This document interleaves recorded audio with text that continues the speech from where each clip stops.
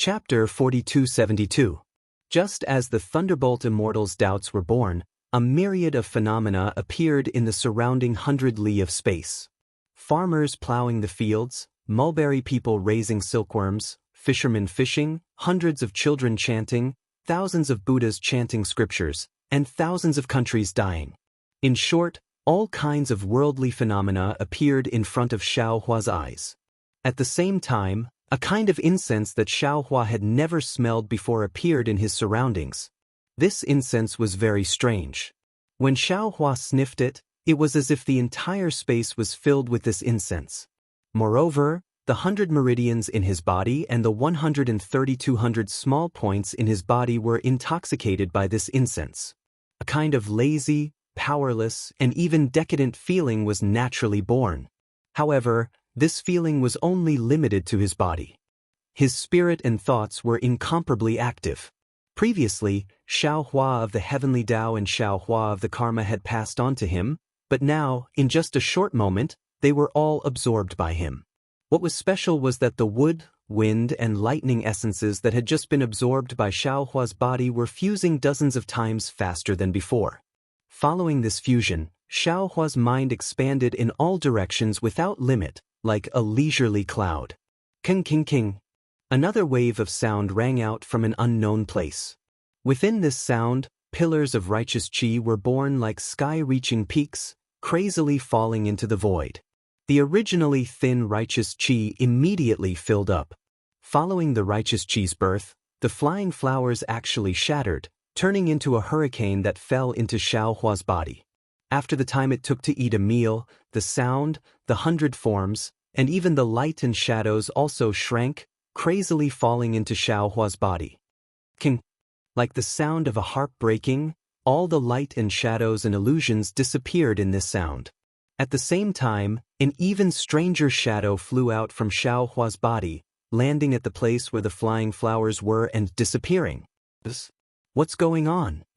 The celestial stood blankly in the air, not knowing what to do. As for Xiao Hua, he was dumbstruck. He looked into the distance, his expression like water, not knowing what he was thinking.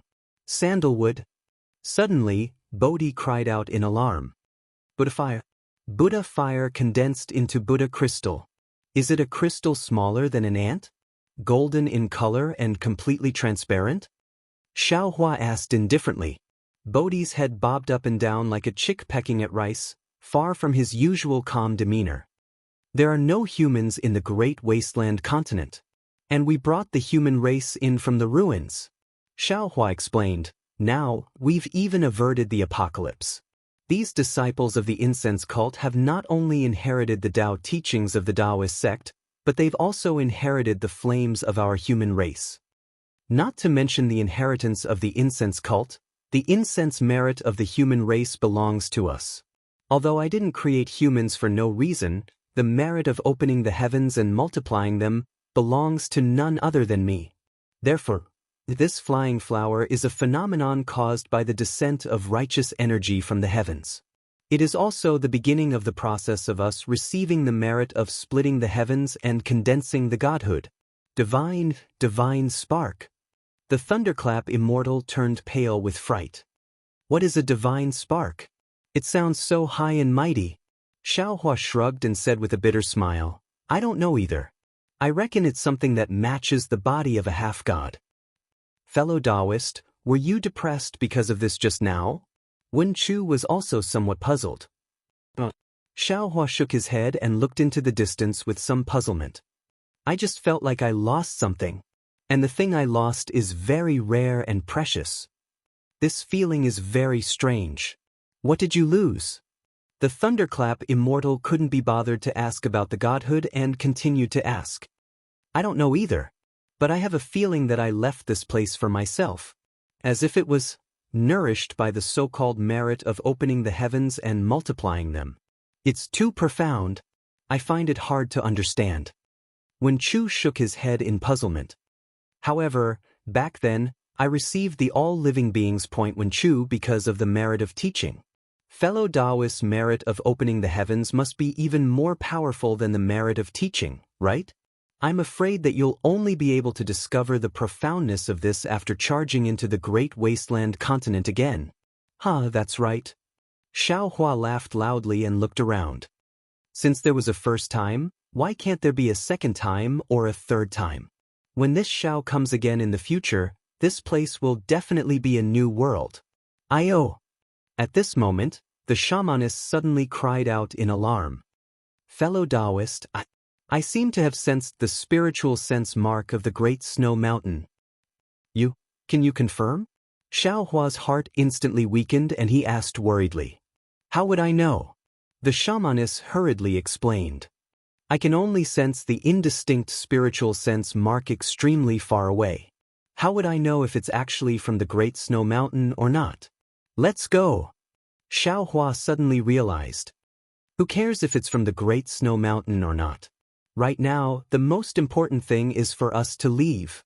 After saying that, except for the shamaness, all the other clones entered Xiao Hua's body.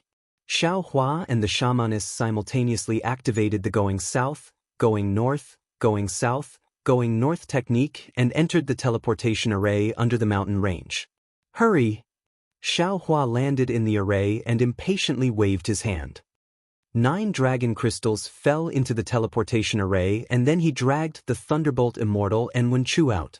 Together with the shamaness, the 3 clones activated the teleportation array. Under the activation of the 9 dragon crystals, the Soul Cultivator and the Scholar Cultivator gradually found the direction of the teleportation array. Xiao Hua was unable to contain his joy as he entered the teleportation array and shouted, Fellow Taoists, success or failure depends on this one move, Kacha. At this moment, the teleportation array suddenly rumbled and stopped. The already formed teleportation channel also disappeared. What's going on? Xiao Hua turned pale with fright and asked, Fellow Taoist Wu, what happened? It seems. The shamaness couldn't confirm and hesitated. The teleportation channel seems to have hit something. What did you hit? Xiao Hua was greatly surprised. He pointed at the dragon crystals that had already turned into powder and said, just hitting something can cause the void channel to collapse? I also don't know. The outside of the wilderness is a turbulent flow of time. Anything strange can happen? The shamaness somewhat helplessly replied. It was really strange. The scene he saw when he fell into the wilderness that day suddenly appeared in Xiao Hua's mind. It was a light and shadow. A thin and tall figure appeared in it. That figure was lying helplessly, holding the sword embryo in its right hand, as if it had already fainted. Beside the figure were the black dog and the yellow marten. After this light and shadow appeared, suddenly an indescribable ripple extended behind the figure. It was similar to the fluctuation of the teleportation channel Xiao Hua used to enter the wilderness. But now that he thought about it, this fluctuation came from behind the light and shadow. In other words, it rushed out from the wilderness. How could it possibly collide with the teleportation channel Xiao Hua entered? That day, when the fluctuation collided with the teleportation channel the light and shadow was in, it produced a strange change. The light and shadow shook and quickly disappeared. Now that he thought about it, he was afraid that it fell into the forward ripple, which was the direction of his teleportation channel. Could it be? Xiao Hua's heart was greatly shaken. Could it be that the thin and tall figure is this Xiao who still hasn't obtained the Dawn Rain continent? Fellow Taoist. Not allowing Xiao Hua to think more, the shamaness urged again. Do we still need to activate it now? Of course. A moment ago, Xiao Hua still felt that his future was uncertain. But now, Xiao Hua was full of confidence. He waved his hand and took out 9 dragon crystals, instructing, quickly. Let's activate the array. This time, our target will definitely be the hidden immortal continent. But the shamaness, the Thunderbolt Immortal, and Wenchu's spirits were shaken. They activated the teleportation channel. When a ball of brilliance appeared from the teleportation channel, the shamaness activated the channel, which directly pierced into the void. The 3 clones quickly fell into Xiao Hua's space. When Xiao Hua stepped into the void, he somewhat lingered as he looked at the pitch-black darkness outside the great array. He thought to himself, the wilderness, this Xiao is leaving. Perhaps in the future, there will be a chance to come back. Or perhaps, when I come back again, the entire wilderness will be different. As the entire teleportation channel flashed, Xiao Hua's figure disappeared. At the same time that Xiao Hua's figure disappeared, the teleportation channel shook again. A crack actually appeared on the entire teleportation channel. This crack directly pierced into the void and went more than 10 li above the teleportation channel. Immediately, the entire void trembled for a moment and actually froze. The crack in the void existed just like that between the Great Array and the mountain peak. After an unknown period of time, perhaps 100,000 years, or 1,000,000 years, or even 100 million years, that spatial crack once again shook violently, and a resplendent brilliance was born from within the crack. Rumble, rumble, rumble. Like a thunderclap, the entire spatial crack and the array began to distort. Woo! The sound of wind whistling rose again, and within the light and shadow, for extremely long shadows could be seen rushing out from the spatial crack. The one in front was the winged Sakra. The demonic horn of this beast Sakra had already lost its fluctuation. Her figure crashed into the transmission array, and unexpectedly, the transmission array was smashed into pieces. Immediately after, the unconscious figures of Yu Mingxin, Yang Haoya, and Wan Wuxin appeared again. They also crashed into the teleportation channel. The teleportation channel originally had some cracks. At this moment, 3 humans and 1 demon came with the power of teleportation and immediately destroyed the teleportation channel. Where is this place? Several days later, Sakra was the first to wake up. She opened her eyes wide and looked around. Then she looked at the 3 humans. Her face immediately turned sinister. However, just as she bared her fangs and brandished her claws and was about to pounce on them, the space outside the teleportation channel emitted a strange beast's roar. Sakra was slightly taken aback. She hurriedly flew out of the teleportation channel. When she saw the boiling lava outside and a strange beast with a big body, small head, and slender neck in the lava, she couldn't help but be stunned. Chapter 4273. Stunned, Indra released his devil sense again. Looking at the barren surroundings, he rolled his eyes and said to himself with a smile, "This place is actually not the ruins. Since there is no more fighting, why should I be in such a hurry to kill the 3 of them? Without them, wouldn't this world be too lonely? So what if I play with them?" After saying that, Indra flew away without looking back, no longer paying attention to Yu Mingxin and the other 2. After a few days, Yu Mingxin slowly woke up. She looked around in surprise and even flew out to take a look. Then, she hurriedly woke up Wan Wuxin and Yang Haoya and said, "2 senior brothers, wake up quickly. We seem to have left the ruins and arrived at an unknown continent." While Xiao Hua was activating the incense cult's formation, outside the time light knot of the Eldritch continent, the void in the distance was distorted. Not to mention the stars, even all the light and space were twisted like fried dough twists. It was completely different from the ordinary space. In this folded and distorted space, a black hole suddenly appeared. After this black hole appeared, thousands of light and shadows burst out from the black hole. Indescribable waves filled the entire space within 10,000 miles. Following this wave, a small dot appeared inexplicably. As soon as it appeared, it immediately teleported to the time light knot. At this moment, the small dot's figure was revealed. It was that triangular monster.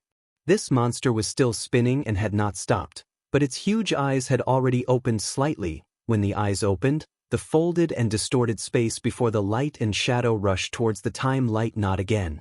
Everything within 10,000 miles was covered in it. Behind this huge eye, there was also an even deeper distorted space like a huge tail. The range of this space distortion was so large and so long that there was an extremely large amount of space distortion. Not to mention space cracks, even space collapses could be found everywhere. This kind of collapse and crack affected countless boundaries and barriers. At this moment, the spatial distortion had already collided with the area enveloped by the time light knot. Although it had yet to truly collide with the light knot, countless specks of light appeared within several 100,000 kilometers. Within the specks of light, all the distorted space immediately stilled, as if it had been smoothed out. Thousands of phantoms appeared within the specks of light. Huff! The triangular monster let out a long sigh that sounded like a breath. Fist-sized bubbles appeared once again within a radius of hundreds of thousands of kilometers. These bubbles didn't look big, but each of them was an independent space. Each space had its own time. Although the time was extremely similar, there were still minute differences. When the spatial bubble appeared, a slight difference in time also appeared, and the time light spots were immediately disturbed. All the phantoms returned to a distorted space, but this space was instantly destroyed by the triangular monster. Roar! The triangular monster roared and shot out an unparalleled beam of light from its huge eyes. The beam of light was filled with the power of space and some power of time. When the beam of light fell into the time light knot, the waterfall-like turbulent flow of time actually paused for a moment. Where it paused, the countless phantoms actually condensed together. At this moment, the triangular monster suddenly disappeared. When it reappeared, it actually turned into a phantom and inserted itself between the phantoms that were about to solidify. However, it was only for a moment. The stagnation of the turbulent flow of time was broken by an even more powerful power of time. The phantoms that had condensed once again dispersed, and the entire time light knot returned to its original state.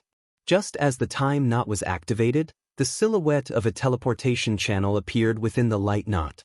This silhouette split into countless copies in an instant. In just a short moment, these countless silhouettes condensed into one at the edge of the light knot and rushed into the void. The black and white silhouette followed the direction that the triangular monster had flown from, and an inexplicable space collapsed at its huge tail. The moment the silhouette disappeared, the entire enormous distorted space began to recede from the distance like a flood. As it receded, all the spatial cracks and spatial collapses were strangely smoothed out. The vast sea of snow seemed to stretch as far as the eye could see. In addition to the snow on the ground, there were also snowflakes in the sky. The snowflakes were like goose feathers, falling all over the sky. They landed on the mountain peaks, in the wilderness, and in the streams that could no longer be seen. The gurgling sound of the streams reverberated in the air, and it was particularly pleasant to listen to in the quiet mountains.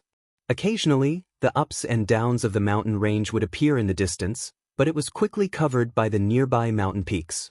The mountain peaks were not tall, but they were very steep. There were almost no flat paths to climb them. The mountain peaks were not completely covered in snow, and the mountain peaks were not peaceful. As the north wind whistled, it had long blown away the only warmth in the mountain peaks, and the snowflakes that filled the sky also frantically avoided it. When the north wind hit the mountain peaks, it was like a large hand grabbing the accumulated snow and throwing it into the air. As a result, the snowflakes in the air became even more chaotic. When the north wind calmed down, the snowflakes fell again with a rustling sound. The sound of the snowflakes, together with the sound of flowing water, was like a piece of music. The music floated high up in the sky. Wherever the north wind blew, there were bare bluish-black rocks. Occasionally, some dark green roots would poke out from the gaps between the rocks. The injured grass trembled slightly, as if it was intoxicated by the music. At this time, the mountain peaks were a little ugly. They were mottled with some bluish-black spots, and some were pure white. But looking at the pure white spots, it was really a place with thick layers of snow and ice. The ice sculptures and snow on it were very beautiful. In this beauty, there were some strange or ordinary plants, or blooming red plums, or budding spirit flowers, or even green mushrooms that stretched out to the sky to welcome the snowflakes. There were many more. Occasionally, a spiritual beast that looked like a mountain rat would crawl out from the cracks in the mountain rocks and extend its head towards the spiritual flower. However, before it could open its mouth and extend its sharp claws, its extremely bright little eyes turned around vigilantly. Before it could even clearly see what was behind it, a wave of dragon's breath surged towards it like a tidal wave. The spiritual rat's body immediately stiffened as fear appeared in its eyes. It stood dazedly on the ice and snow. At this time, at the bottom of the mountain, in the distance, in the endless snow, there was the sound of footsteps on the snow. A monk wearing a kasaya, wearing a pilu hat, and holding a 9-ringed monk staff in his hand, actually stepped on the snow in this pathless wilderness. With a determined and pious face, wasn't this Chunzong, who was seeking scriptures in the land of bliss? The sound of footsteps crunching was originally ear-piercing, but in this quiet wilderness, combined with the sound of water, wind, and snowflakes, it was extremely harmonious. It reverberated in the wilderness, and a new piece of music was played. However, this harmonious piece of music only lasted for a moment. Swoosh, swoosh, swoosh. Another sound came from behind the monk, disrupting the celestial scene. Then he saw a muscular draconic horse raising its head, walking and jumping as it followed. It looked very lively. The draconic horse's entire body was pure white. Under its mane, faint golden dragon scales could be faintly seen. As the draconic horse jumped, the tail that was dragging behind it would rise from time to time. When it landed, it would sweep across the ground, stirring up a large amount of snow, causing the snow behind it to fly in all directions. On the forehead of the dragon horse, in the thick mane, a dragon horn was revealed. This dragon horn was a little strange. It was actually in the shape of a crescent moon, and there was a faint halo at the tip of the horn. What was even stranger was not this, but on the back of the dragon horse, where the saddle was supposed to be, there was no saddle. Instead, there were many wooden boxes, and the outer layer of the wooden boxes was wrapped in a thick oilcloth, so no one could see what was inside. The wooden box made a dull sound as the draconic horse jumped. It was as if something heavy had been placed inside. Just as the dragon horse passed by, before the flying snow could fall, another huge fire ape followed. This fire ape had an indifferent look on its face. Although it appeared to be indifferent to everything in the world, it allowed the snow to fall on its head, body, and even its messy fur to be covered in snow. The fire ape carried a magic wand on its shoulder, and its hands were placed on the wand. In its mouth, there was a withered grass root, and it was chewing on it in boredom. Although the fire ape's body emitted a kind of carefree aura, its eyes were fixed on the monk in front of the dragon horse, and it was releasing its yuan sense from time to time to be alert of the surrounding situation. This fire ape was no other demon, it was Yuan Tongtian. After Yuan Tongtian passed by, the snow fell, and another cultivator with thick eyebrows and big eyes, dressed in battle armor, walked over with large strides. This cultivator looked at the snow that had just fallen, and his face was filled with disdain. However, he only snorted, and his breath was like a gust of wind, blowing away the remaining snow. He didn't say anything, and looked at the nearby mountain peak with interest, as if he was admiring it. Chunzong walked in the snow with difficulty. His cloth shoes were already covered in mud and snow, and now they were soaked. Even the lower half of his monk robe was soaked in water, swaying slightly in the wind.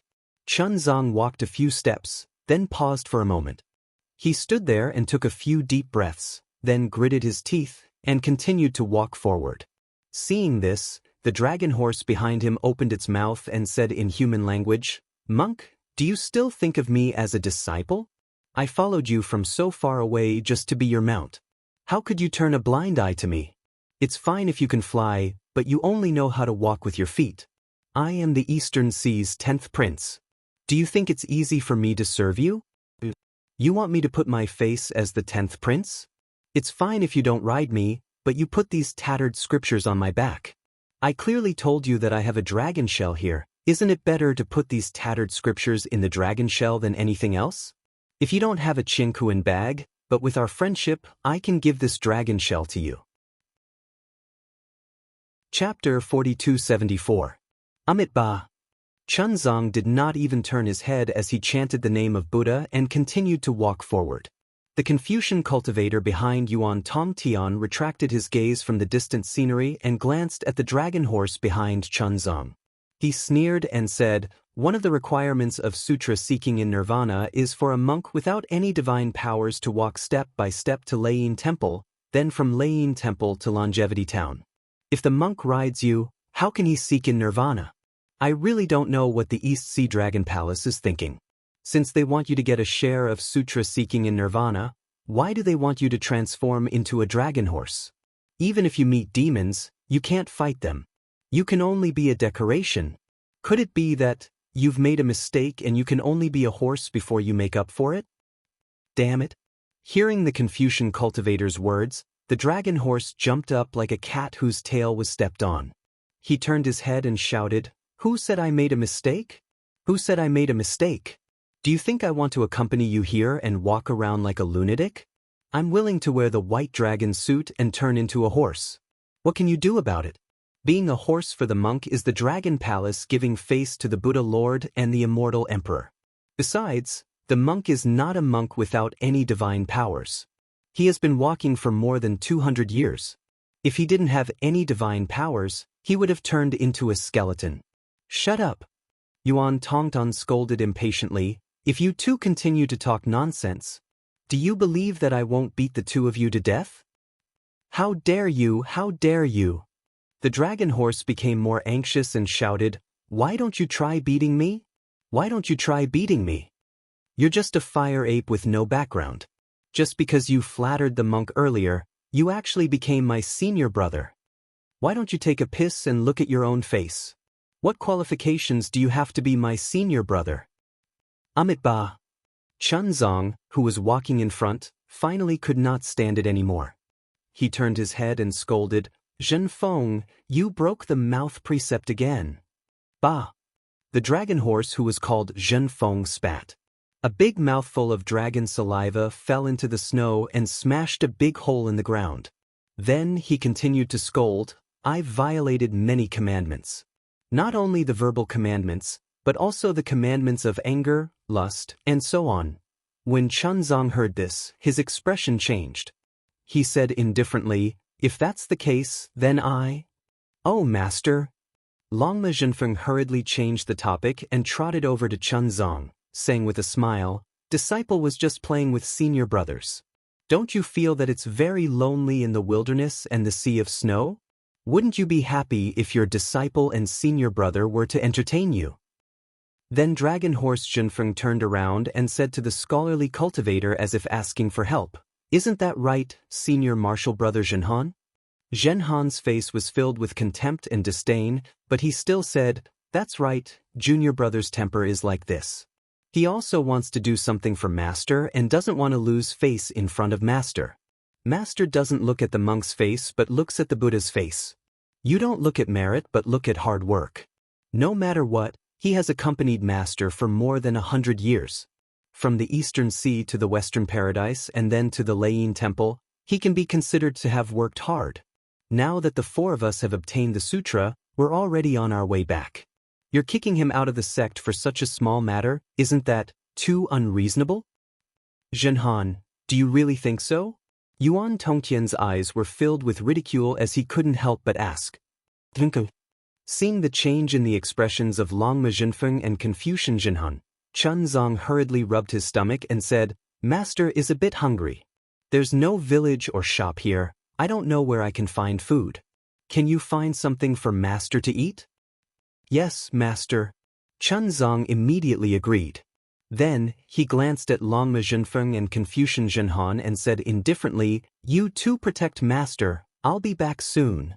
Go, go." Zhenhan waved his hand indifferently. This nirvana is a pure land of Buddhism. How could there be any demon race or Taoist cultivators? "That's right, go quickly. If you starve Master, can you bear the responsibility?" Longma Zhenfeng echoed. Yuan Tongtian, whose Buddhist name is Zhenkong, slightly raised the corner of his mouth. A demon cloud appeared under his feet and he flew away.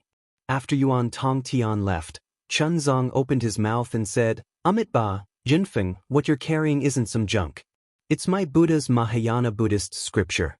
This Buddhist scripture is the hope of hundreds of millions of bodhisattvas in hidden immortal continent. It's also the goal of the four of us. I know you want to show your filial piety to me and don't want me to be burdened like this. However, this Mahayana Buddhist scripture is 100 times more important than me. You can obtain more merit by carrying this Buddhist scripture than carrying me. You don't need to compete with Zhenhan and Zhenkong in subduing demons. You only need to protect this Mahayana Buddhist scripture. It's stronger than anything else." "That's right. Master, you're right." Zhenhan also said with a faint smile, Jinfeng, my Qinkuan pouch contains the scriptures of the 100 schools of Confucianism. If you're willing, you can also put it on your back. This merit will definitely be greater. Jinfeng was originally furious. However, when he saw the sincerity on Chunzang's face, he hurriedly changed his tone and said with a smile, "Senior brother, don't joke with little brother. If little brother takes away your merit, won't your military school fall out with my dragon palace? Wouldn't senior brother's trip to Lane Temple be in vain? Wouldn't you have seen Mahavairakana's face in vain?" Seeing that Jinfeng was no longer angry, Jinhan also felt bored and didn't answer. Instead, she raised her head and looked at the surrounding snowy scenery. Her gaze was attracted by a snowy peak in the distant valley. After Chunzang finished explaining, he didn't care if Jinfeng listened or not. He looked at the place where Yuan Tongtian disappeared with some concern. Then he took his staff and walked forward. After walking for a few li, he saw a gurgling stream under the snow at the foot of the mountain. Chunzang licked his dry lips and said, "Jinkeng." However, just as he opened his mouth, he smiled bitterly. Standing there, he turned his head and called out to the draconic horse, "Jinfeng, come here." "Yes, master." The draconic horse Jinfeng quickly walked in front of Chunzang and asked, "What's the matter?" "Nothing." Chunzang smiled and walked to the side of the draconic horse. He reached into the oilcloth and took out a purple gold alms bowl. Then he walked to the side of the stream and bent down to get some water. He placed it by his mouth and drank a few mouthfuls. "I master." The draconic horse Jinfeng made a fuss and said, "No matter what, you should wait for senior brother Jinkong to come back. If you drink cold water like this, it won't be good for you to have diarrhea. Even if you don't have diarrhea, if you feel uncomfortable anywhere, senior brother Jinkong will beat us to death." After drinking a few mouthfuls, Chunzang clearly couldn't endure the bone-piercing cold. His face was a little pale and he hurriedly poured the snow water in the purple gold alms bowl. Just as he was about to turn around, he saw the little spirit mouse standing on the mountain peak. At this moment, there was already some snow on the spirit mouse's body.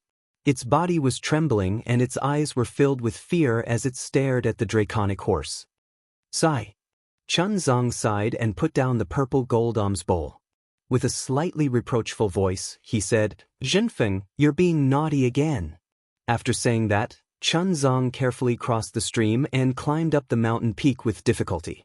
It was very strenuous for him to carry the spirit mouse out of the ice and snow. However, just as his hand was about to touch the spirit mouse, his foot slipped and his body slipped down. Chunzang naturally lowered his head. The moment he lowered his head, the spirit mouse that was originally terrified suddenly grew in size. A demon race shadow that was dozens of feet in size rushed out from its small body. Things happened too suddenly. Draconic horse Zhen Feng and Confucian cultivator Zhen Han didn't expect that there was a demon race hidden within the spirit beast. Their faces turned pale with fright. Just as they were about to make a move, an extremely familiar voice sounded in the air, "Master, be careful." Immediately, a wave of staff shadows appeared out of thin air and fell on the demon race's shadow. The shadow didn't have time to resist before all the shadows were smashed into the spirit mouse's body. Finally, a pitch-black magic staff appeared in the wave of staff shadows and hit the spirit mouse's head. Pooh! With a light sound, the little spirit mouse was smashed into a pile of meat paste by the magic staff. "Damn it!" Draconic horse Zhen Feng let out a long breath and cursed, "Another demon beast that was fooled by rumors. If this monk could become immortal after eating it, how could it be your turn? This daddy will be the first to eat it? Humph, do you still need to say it?" Confucian cultivator Zhen Han coldly snorted, "Of course it's your demon race's great sage. They don't want to see the sutra seeking extreme bliss be completed smoothly. If they don't cause some trouble, how can they be at ease? What does the demon race's great sage have to do with my dragon palace of the 4 seas? This daddy thinks, it's your Confucian family." Draconic horse Zhen Feng retorted, "They don't want the sutra seeking extreme bliss to be completed." Zhen Kong. Chunzang didn't care about the two's battle of words. His face was a bit green as he looked at the sky with an unkind tone and asked, "What are you doing? Why are you starting a massacre again?" At this moment, Yuan Tongtian had already descended from the sky with a tall peach tree on his back. The large peaches on the branches looked very tempting. Hearing Chunzang's question, Yuan Tongtian didn't care and casually replied, "That's a demon race's phantom beast. He's hiding in the spirit mouse's body and wants to eat you." "How is that possible?" Chunzang looked at the mangled corpse of the spirit mouse and was so angry that his lips trembled. Master was clearly looking at the spirit mouse. "When did the phantom beast appear?" Yuan Tongtian sized up Chunzang and said, "That phantom beast appeared when you lowered your head. You don't have spirit sense and don't know the eye-clearing technique, so naturally you can't see it. If you don't believe me, you can ask your 2 disciples." Chapter 4275. Ahem. Senior Brother Jinhan, your battle armor looks really mighty.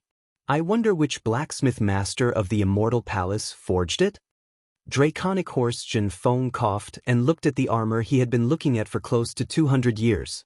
He seemed to have discovered something strange and hurriedly asked Jinhan. Jinhan said in all seriousness, "Is there a need to ask? Naturally, it was forged by the #1 blacksmith master in the world." "Oh, why don't you guess who the #1 blacksmith master in the world is?" "Ayaya, this is not easy to guess." Draconic Horse Zhenfeng's face was as if he was thinking hard. Seeing Zhenfeng and Zhenhan talking about him, Zhenkong smiled coldly and didn't say anything else.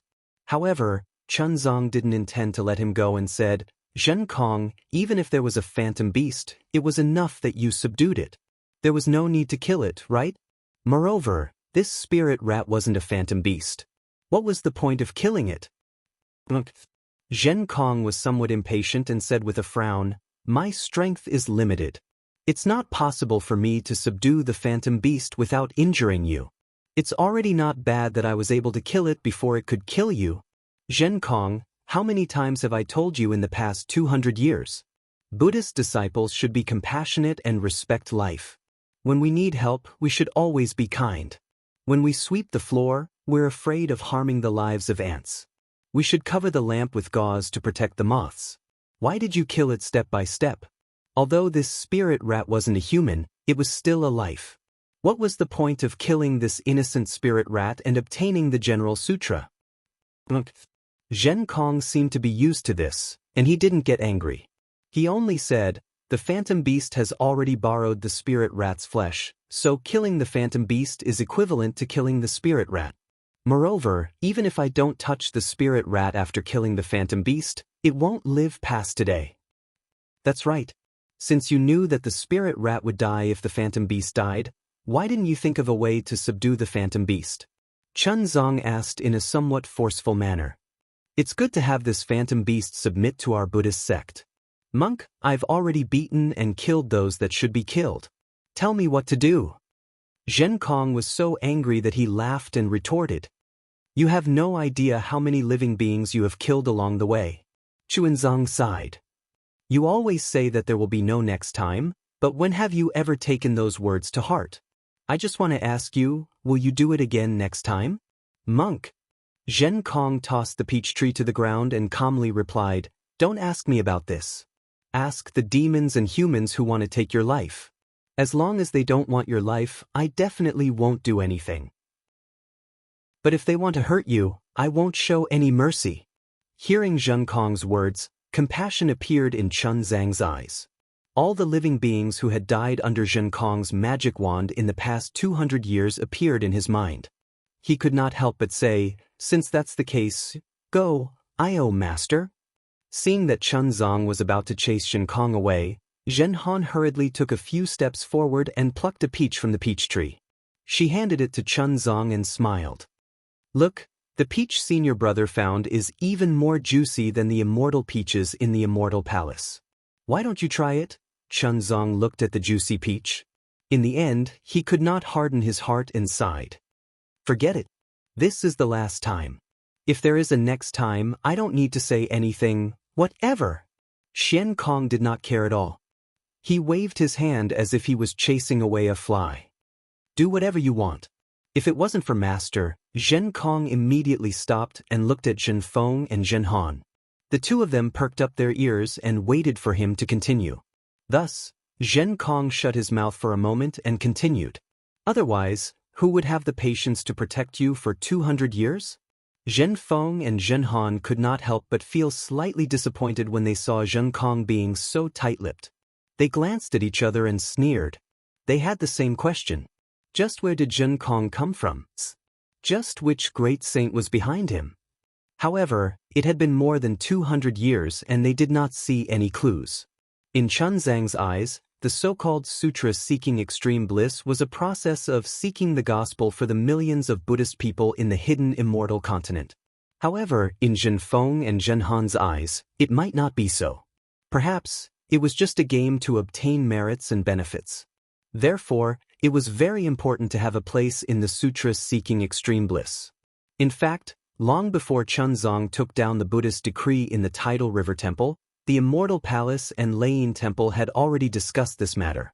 However, this matter did not only involve Buddhism and Confucianism, it also involved the Immortal Palace and various Confucian families and even the demon race. Even when Chunzong began his sutra-seeking extreme bliss journey in the Longevity Town, he did not arrange everything properly.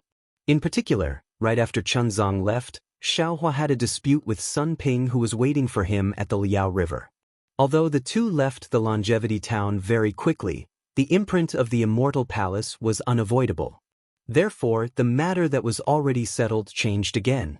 It was not until more than a year after Chunzong left the Longevity Town that a group of forces suddenly discovered that Chunzong had actually accepted a demon race disciple. This disciple seemed to have been accepted overnight, and it also seemed to have been arranged long ago. However, the Buddhist sect and the Confucian cultivators did not receive any message from the demon race. Seeing that the demon race had already made the first move, the Confucian cultivators and the Buddhist sect did not dare to delay any longer. On one hand, they arranged for an envoy to go to the Thousand Demons Sacred Realm to denounce the great saint of the demon race for not acting according to the agreement. On the other hand, they hurriedly arranged for Chunzang's disciple. Chunzong originally had 3 disciples. One was a demon race disciple, one was a Buddhist, and one was a Confucian cultivator. The Confucian cultivator disciple should be the eldest senior brother. On the hidden immortal continent, he was the first to accept Chunzong as a nominal protector. After that, he went to the Nirvana world and accepted the second Buddhist as a real Buddhist disciple.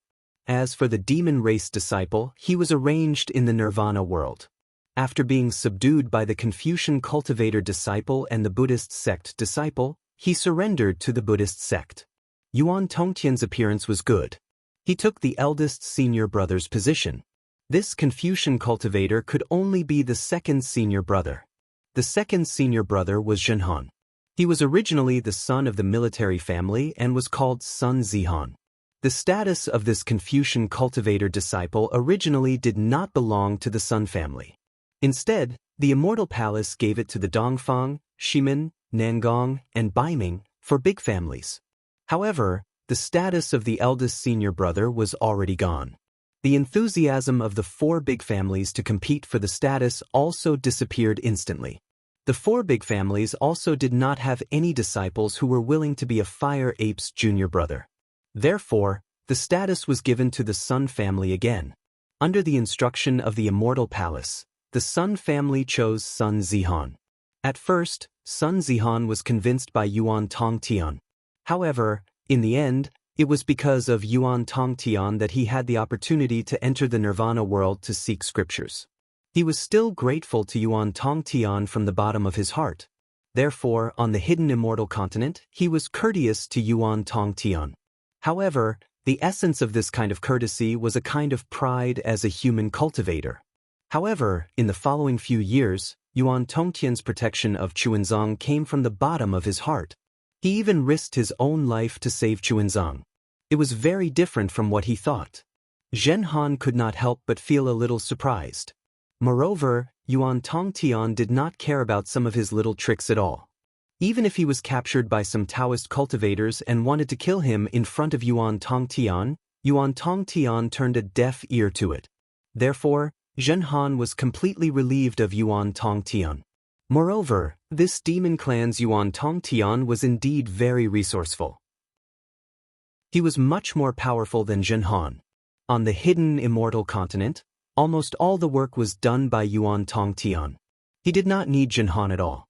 After watching for a while, Zhen Han got used to it. He also adjusted his attitude. Being the second senior brother was fine. Anyway, he was also here to gain merit. However, at this time, strange news came from the Thousand Demons' sacred territory. The demon clan's great sage did not take action at all. The disciples arranged by the demon clan were still waiting to be subdued by the Confucian cultivators and Buddhist sect disciples. Chaos, chaos. This was Zhen Han's mood when he heard the news from the Immortal Palace that day. He was almost impulsive that day. He wanted to ask Yuan Tongtian where he came from. Could it be that he jumped out of a stone? However, as a Confucian disciple, he still had the self-restraint and patience. He did not open his mouth and only watched coldly. The Immortal Palace and the Buddhist sect were shocked when they received the news. They never thought that there would be a fourth force besides the demon race, the Confucian cultivators, and the Buddhist sect that would disrupt their plans. The first thing they thought of was the Tao sect cultivator who called himself the primordial chaos ancestor. However, they did not understand how the Grand Mist ancestor could know about the arrangement of the sutras seeking nirvana. How could he send such a powerful fire ape in advance? What made them even more dumbfounded was that whether it was the Immortal Palace or the Great Thunderclap Temple, they could not find the origin of the fire ape. Even if they used great magical powers, they could not find Yuan Tongtian's origin. They could not find any cause and effect. This fire ape was really as Sun Zihan thought. It was like a stone that fell from the sky. Naturally, the Immortal Palace and the Buddhist sect had the intention to kill Yuan Tongtian. However, they also saw clearly that the one who really protected Chunzong was Yuan Tongtian. Zhen Han also said clearly that Yuan Tongtian was not interested in the merit of the sutras seeking nirvana. He only cared about Chunzang's safety. Moreover, the one who accepted Yuan Tongtian was Chunzong himself. In other words, this was Chunzang's own choice. It had nothing to do with the Buddhist sect, Confucian cultivators, or the demon clan. Since it was Chunzang's choice, the Buddhist sect and Confucian cultivators had to consider more for Chunzong. After all, the heavenly Tao was flawed. Out of 50, one would escape. Perhaps Chunzong was that one who escaped. In the end, the one who settled this matter was naturally the Mahavairakana revered Buddha. The Buddha Lord formed a Buddha seal with his hands. The Buddha light penetrated the heaven and earth. After a few days, the Mahavairakana revered Buddha's eyes flashed with a strange expression. He said, "Since he wants to come, let him come." Then, the Mahavairakana revered Buddha did not say anything more. He did not give any explanation at all. Since the Buddha Lord of the Buddhist sect did not object, the Immortal Palace naturally had no reason to object. Yuan Tongtian, the disciple with the Buddha name Zhen Kong, sat in the position of the eldest senior brother. Chapter 4276. Since there was Yuan Tongtian, there would be a demon disciple for the sutra seeking extreme bliss. The demon who was destined to be subdued. His tragic fate would be changed. He would not be beaten by others. He would be subdued by others. However, there was a problem again. The demons were unhappy. This was already agreed upon. How could it be changed just like that? Were they bullying the demons for being inhumane? The Immortal Palace was in a dilemma. There was only so much merit. If there was one more person to share, everyone would have less. The Immortal Palace felt that the Buddhist sect might not be willing. However, to the surprise of the Immortal Palace and the demons, the Buddhist sect made a rare concession in the face of the demons' persistence. The Buddhist sect did not arrange for the Bodhisattva to perform the sutra seeking extreme bliss. There were still 4 of them. However, the Buddhist sect had a condition. This demon disciple could not be a demon from the Thousand Demons sacred realm. The Buddhist sect's reasoning was reasonable. With one less Buddhist disciple, Chunzang's merit would be doubled. The demons already had a disciple. Of course, they could not share any extra merit. Otherwise, wouldn't the demons benefit the most from the sutra seeking extreme bliss?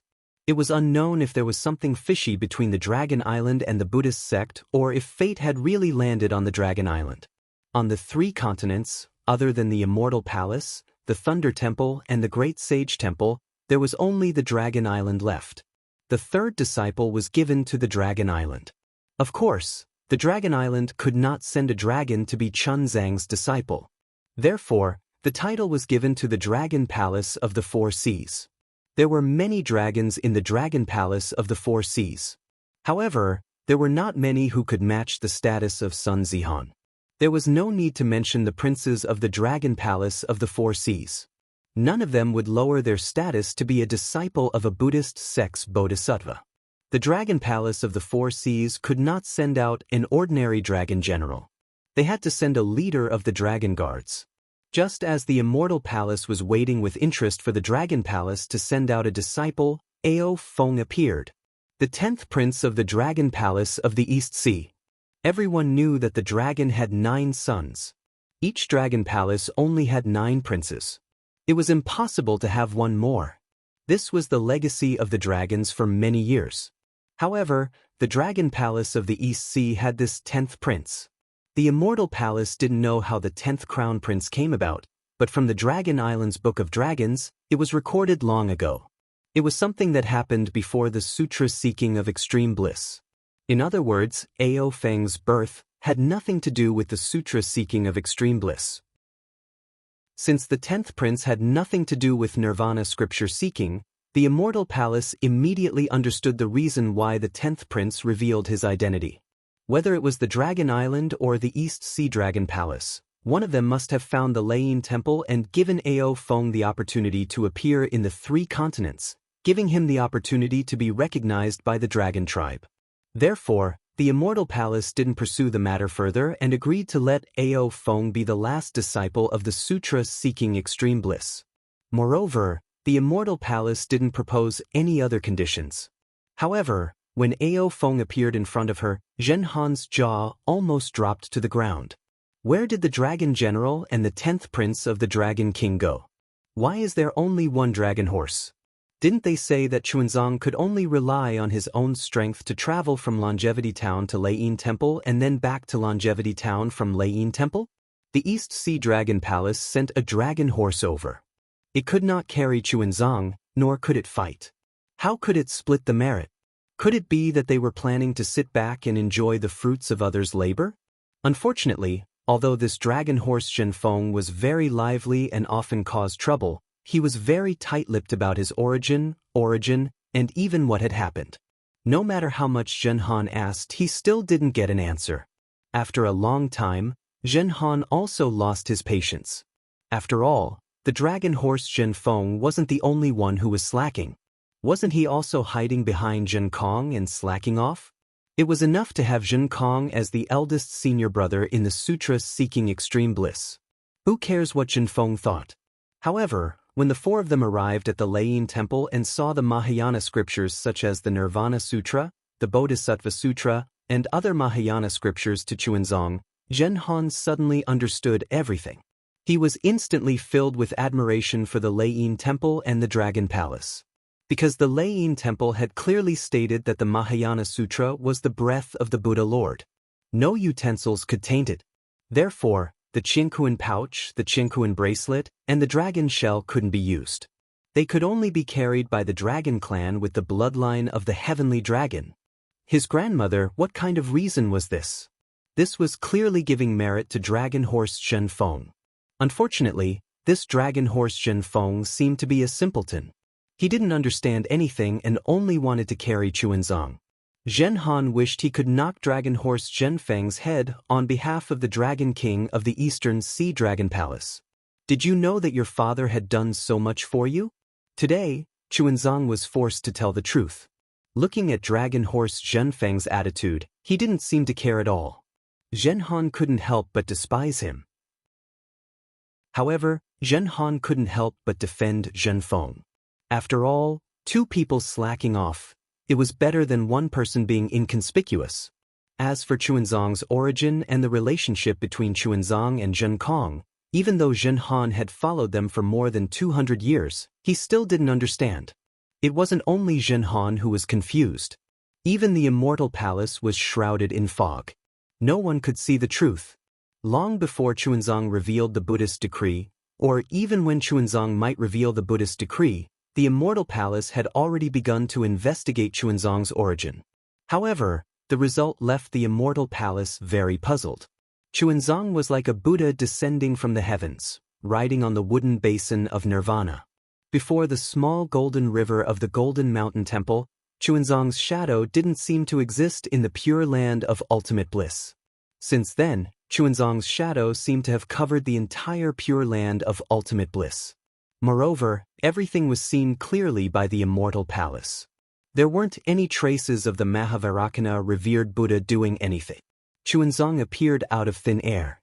Of course, not to mention the immortal palace, even Zhenhan didn't believe that Chuanzang had no relationship with the Mahavairocana revered Buddha. Otherwise, how could such great merit be given to Chuanzang? However, the experience of the past 200 years told Zhenhan the truth. Chuanzang didn't know the truth behind this pure land of ultimate bliss.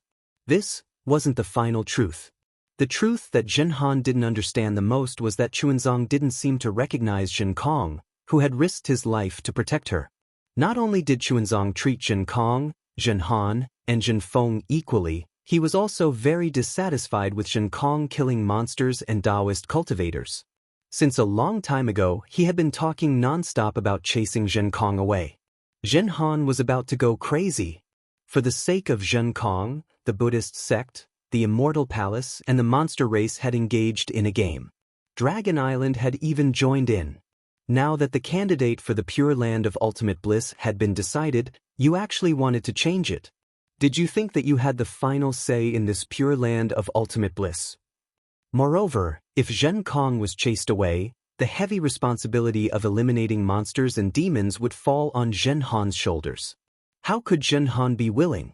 Although the outcome of the pure land of ultimate bliss had been decided, no one could guarantee the process. Anything that one worried about would happen would definitely happen.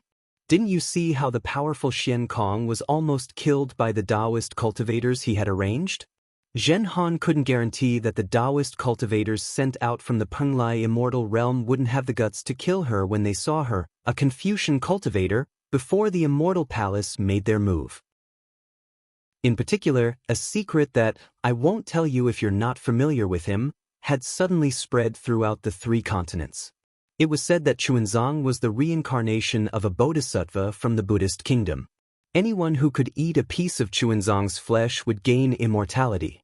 Human cultivators were still fine, but the monsters in the Thousand Demons sacred realm couldn't resist this temptation. One after another, they rushed out from their secluded lairs, wanting to realize their beautiful dream of immortality. Although he didn't know where this rumor came from, the effect of this rumor was obvious. Without the immortal palace and the Thunder Temple urging the great sage hall to create a few demons and ghosts, the real calamities came one after another. Although the immortal palace and Thunder Temple's defenses were tight, if a monster like Zhen Kong could become their disciple, then a monster like the Phantom Beast could also get close. If it wasn't for the powerful eldest senior brother Zhen Kong blocking in front of her, Zhenhan might have died several times already. Therefore, even if Zhenhan knew that Zhen Kong looked down on her, she still tried her best to protect Zhen Kong, helping Chuanzang, who only wanted to pursue the truth of Buddhism, to see the reality clearly. Seeing that Chuanzang and Zhen Kong had a falling out again, and Zhen Kong really had the momentum of not daring to do anything, Zhenhan gave Zhen Feng a look and hurriedly said, "Master, please calm down first. This is all my disciple's fault. Eldest senior brother went to look for food for you, but we actually squabbled on the side, causing you to be in danger. Come, quickly try this peach, it's really delicious." "That's right, master." Dragon Horse Zhen Feng also said, "Eldest senior brother has worked hard and made great contributions. For the past 200 years, haven't we relied on eldest senior brother's abilities to safely reach this place? Seeing that the Western Paradise is about to end, and we have to return to the hidden immortal continent, how can you bear to let eldest senior brother leave? Just now, not to mention eldest senior brother, even my heart was about to jump out. After all, that Phantom Beast had already pounced on Master's head. In just a few breaths, Master, will really enter the cycle of reincarnation? Isn't eldest senior brother anxious to save Master? Of course, we Buddhist disciples cannot stain our hands with blood. Eldest senior brother is also in the wrong. Look, even if eldest senior brother doesn't say anything now, he is already regretting it. It was rare for two disobedient disciples to speak up for Zhen Kong, so Chuanzong's heart moved a little. He took the peach that Zhen Han passed to him and took a small bite. A sweet peach juice entered his mouth, and Chuanzong's anger subsided a little. However, when he looked at Zhen Kong again, he saw that Zhen Kong was looking at the sky, seemingly in the direction of the Golden Mountain Temple. He didn't know what Zhen Kong was thinking. Although Zhen Kong didn't say anything, the regret in Zhen Kong's words clearly didn't exist. Chuanzong opened his mouth, wanting to say something, but he had already said enough in the past 200 years. What was the use of him saying anything more? For a moment his heart felt stifled. He wasn't an idiot. 200 years was enough for him to see some of the truth about the Western paradise scripture seeking. However, he didn't care. After all, the Mahayana Buddhist scripture he obtained was a real thing. Being able to let the Buddhist sect's Buddhist light illuminate the longevity town was his greatest hope for this trip. However, what was his greatest hope? In this world, there was probably no one who could understand it. Not even Mahavairakana. Chapter 4277. Thinking of this, Chuanzong lost his appetite. He raised his head and looked towards the west.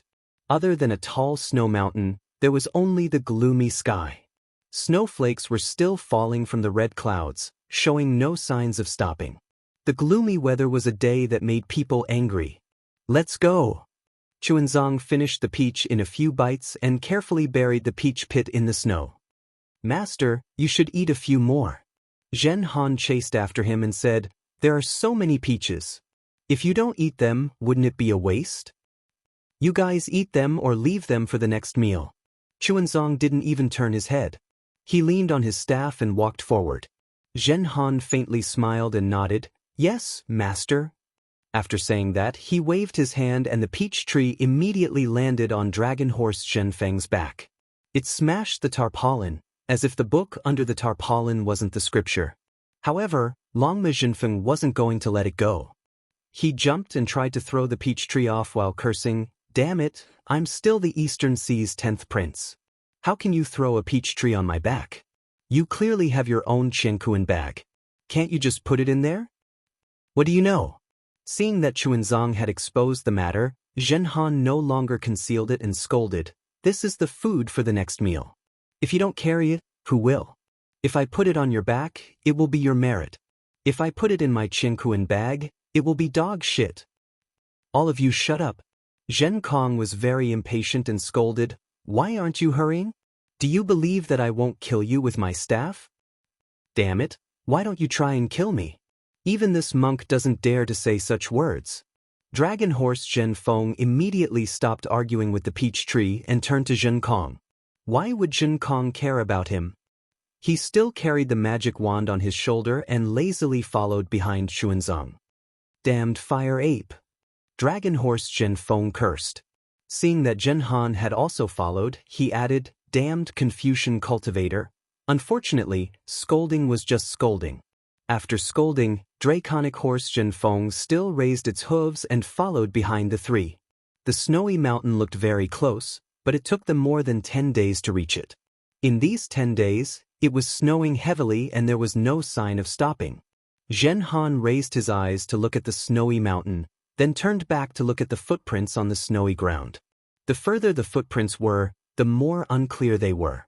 He couldn't help but sigh in his heart. Was it worth it to walk such a short distance for more than 10 days?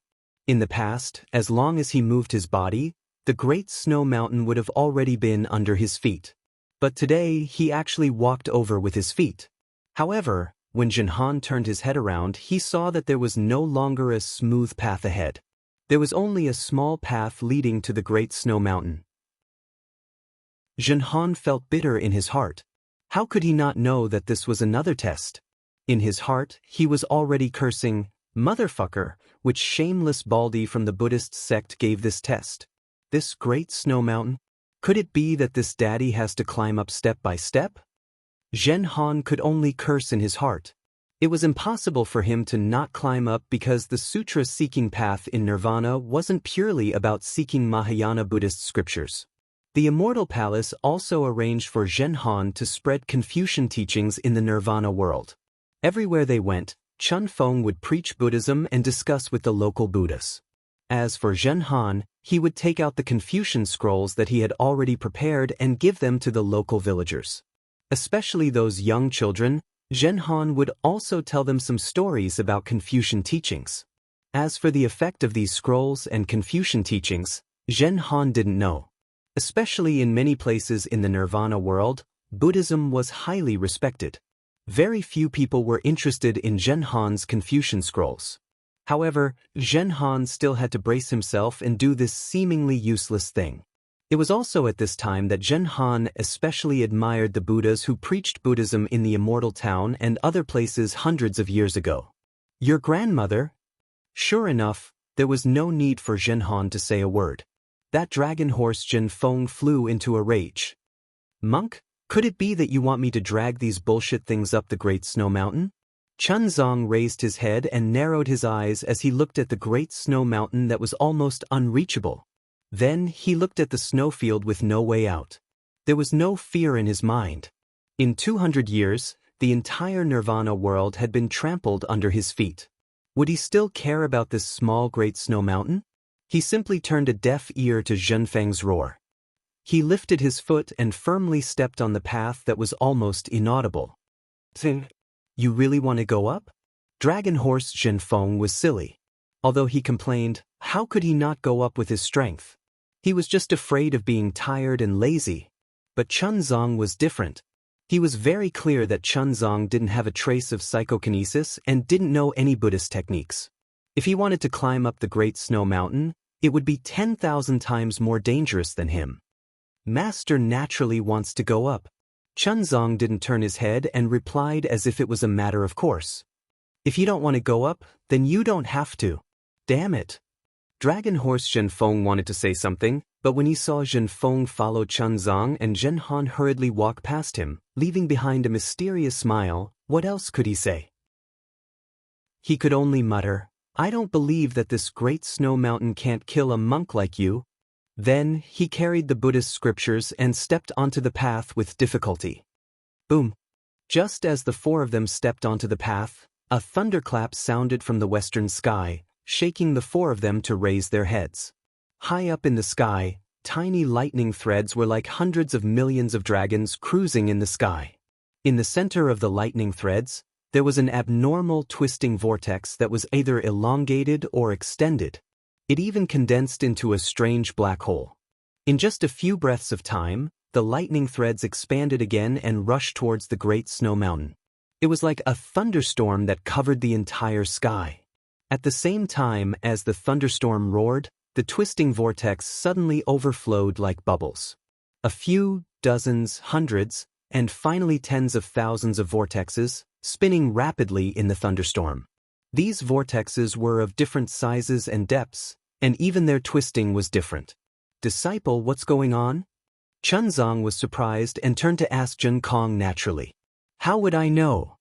A hint of surprise flashed in Zhen Kong's eyes, and he suddenly felt excited. He didn't feel this excited even when he kowtowed to Mahavairakana in the Thunder Temple. However, he still replied coldly, even if the great saint of the demon clan came, you would still have to walk up the Great Snow Mountain step by step. Chun Zong felt disappointed for no reason and was about to walk up the mountain. However, at this moment, at the peak of the Great Snow Mountain, a whimpering sound was also heard. Then, in the sky above the Great Snow Mountain, layers of strange green light appeared and rushed into the void like an umbrella. Then, the lightning that appeared seemed like a dragon that smelled blood, crossing the space and pouncing on the green light. When the thunderbolts fell into the green light, the thunderbolts that filled the sky suddenly disappeared. Layers of golden light sparkled like the setting sun shining on the surface of the water. As the golden light gradually grew larger, it looked like dragon scales that covered the sky. Everyone looked. Lord Dragon God has descended? Dragon Horse Zhenfeng walked at the back and couldn't help but exclaim loudly, afraid that Zhenhan couldn't hear him. However, before he could finish speaking, Namo Maitreya Buddha, Namo Amitabha Buddha, Namo Dipankara Buddha, the chanting of 10,000 Buddhas appeared again, and the dragon scales turned into a bright Buddhist light. Not only did it illuminate the sky, but it also illuminated the great snow mountain and the snowy plains. At the end of the Buddhist light, countless jade talismans appeared. Within the jade talismans, celestial maidens, celestial flowers, celestial dragons, and various Buddhist fruits appeared one after another. An indescribable Buddhist aura slowly covered the entire great snow mountain. Namo Amitabha Buddha? Seeing this strange scene, the surprise in Chunzang's eyes became even more intense. He chanted a Buddhist mantra and knelt down, kowtowing toward the west. Damn it! Zhenhan narrowed his eyes and looked at this strange scene as if he was admiring the scenery. However, he felt disdain in his heart. What is the Thunder Temple planning? They haven't even reached the Longevity Town, so why did they come with such a big formation? Could it be that this great snow mountain has some secret that I, a Confucian cultivator, don't know? Monk, what's going on? Long Ma Zhenfeng was extremely disappointed and shouted, "How did my Lord Dragon God become a Buddhist kingdom?" Not to mention the four of them being inexplicably surprised, even a bodhisattva sitting cross-legged on a six-tusked white elephant in a dilapidated small temple halfway up the great snow mountain also had a look of surprise on his face. This bodhisattva was wearing a 5 Buddha golden crown and a kasaya. His left hand was holding a scepter and his expression was solemn. Wasn't he Samantabhadra Bodhisattva? However, when the dragon scales in the sky turned into Buddhist light, Samantabhadra Bodhisattva's face was filled with ecstasy. He almost couldn't help but mutter to himself, "Namo Maitreya Buddha, I really didn't expect that disciple's guess was actually true. Buddha Lord really came to this world." When disciples saw Buddha Lord's body that day, I was still hesitating. Not only did Buddha Lord's cultivation method change, he also didn't have any impression of his previous life. Even Mahavarakana was unable to see through Buddha Lord's origin and was unable to confirm his identity. If disciple wasn't merciful enough to see Buddha Lord's physical appearance, how could disciple recognize Buddha Lord's current physical body? Now, it seems that Buddha Lord must have encountered a great problem during his reincarnation, so he had no choice but to erase his own reincarnation imprint. Fortunately, disciple was arranged by Buddha Lord to come to this world and found the little exquisite temple of Tantric Buddhism that was built tens of thousands of years ago in Lane Temple. Disciple knew that this was the key to Buddha Lord's awakening, so I came here first. Buddha Lord's current physical body hasn't even stepped into the little exquisite temple, yet he was able to trigger the Buddhist kingdom's vision. This little exquisite temple must be where Buddha Lord's physical body is awakening. Namo Maitreya Buddha. Disciple has gone through untold hardships to welcome the awakening of the future Buddha Lord's reincarnation. Disciple's great wish can finally be realized.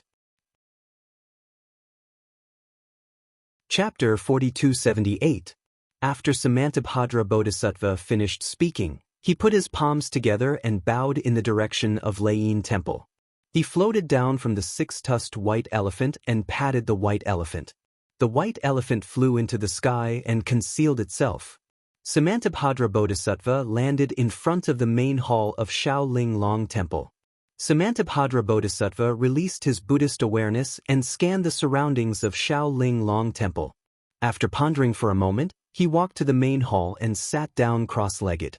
He faced the statue of Maitreya Buddha and lowered his head to recite scriptures. Not long after, 2 strands of Yuan Shen and a ray of clear light swept over. Samantabhadra Bodhisattva didn't even open his eyes and didn't stop reciting the scriptures. He was very clear that this was the Yuan Shen of Zhen Kong and the others. However, with the strength of Zhen Kong and the others, it was impossible for them to detect the existence of Samantabhadra Bodhisattva.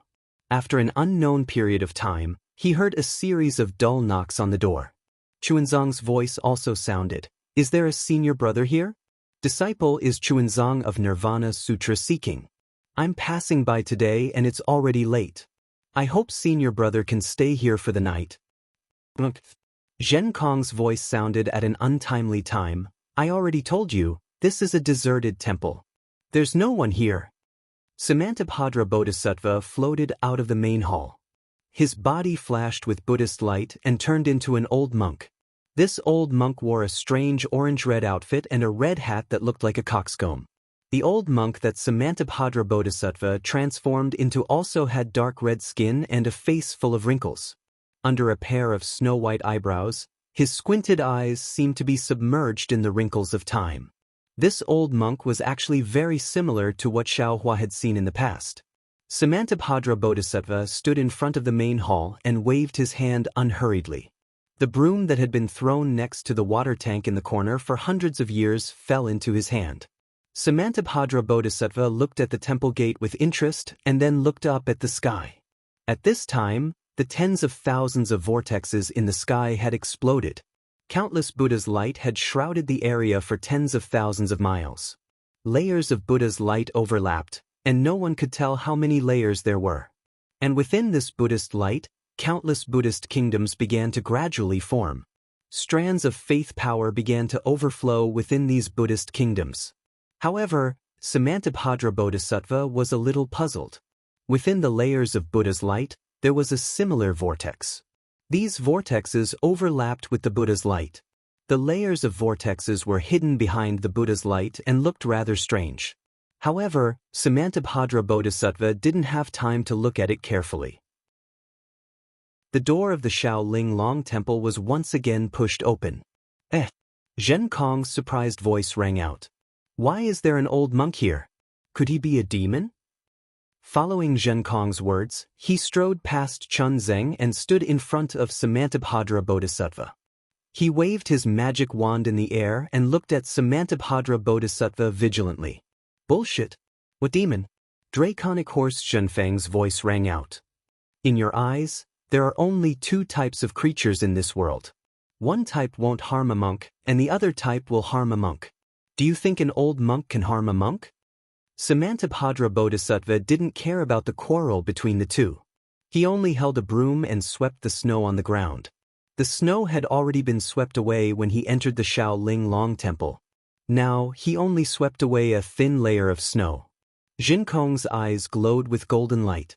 He took a closer look but couldn't see anything. However, just as he was about to raise his magic wand, his eyes suddenly lit up as if he had seen something.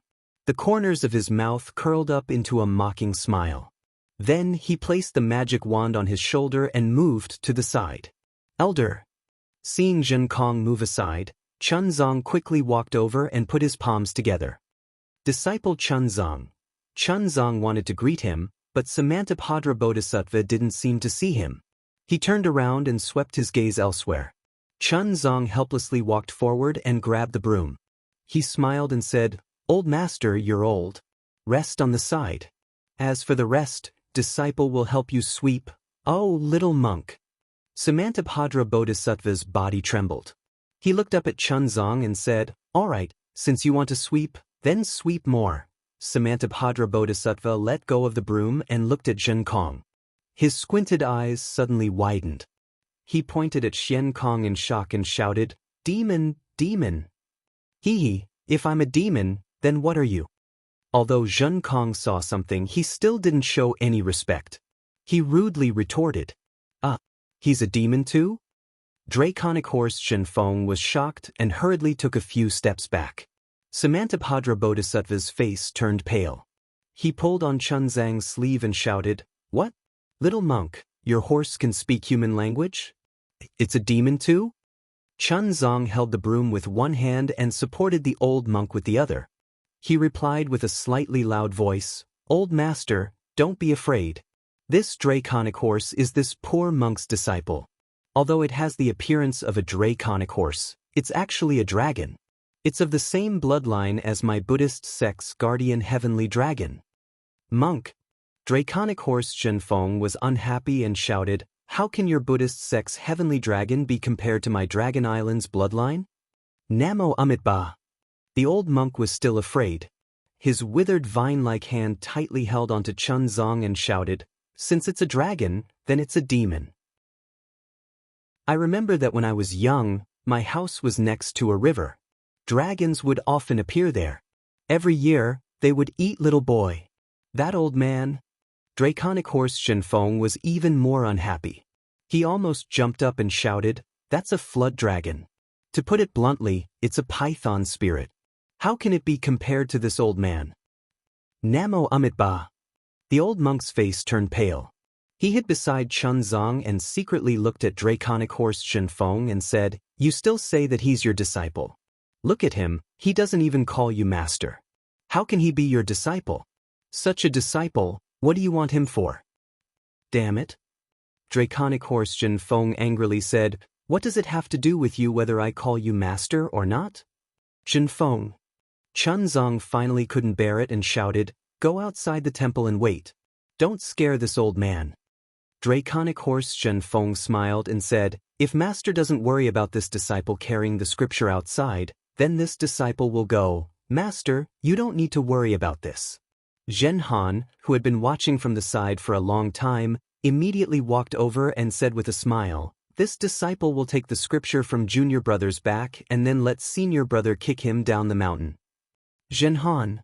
Draconic Horse Shenfeng was somewhat flustered. "You dare? I'll give you 10 times the courage. Why wouldn't I dare?" Zhen Han replied with interest, "You should ask senior brother this question." After saying this, Zhen Han half-jokingly pulled Draconic Horse Shenfeng towards a corner of the small temple away from the old monk. As for Zhen Kong, he had already jumped onto the wall of the small temple. He raised his eyes and looked at the Buddhist light and rosy clouds in the sky. He listened to the inexplicable rumbling sounds with an expectant look on his face. No one knew what he was thinking. "Hee, I've let this old man see a joke." Chunzong smiled and helped the old monk to the side of the main hall. He used his kasaya to clean the dust on the steps and invited the old monk to sit down. He said, "These disciples of this poor monk are naughty and often inadvertently violate the precepts. This poor monk usually doesn't teach them well. This is all this poor monk's fault. However, these disciples of this poor monk have good hearts.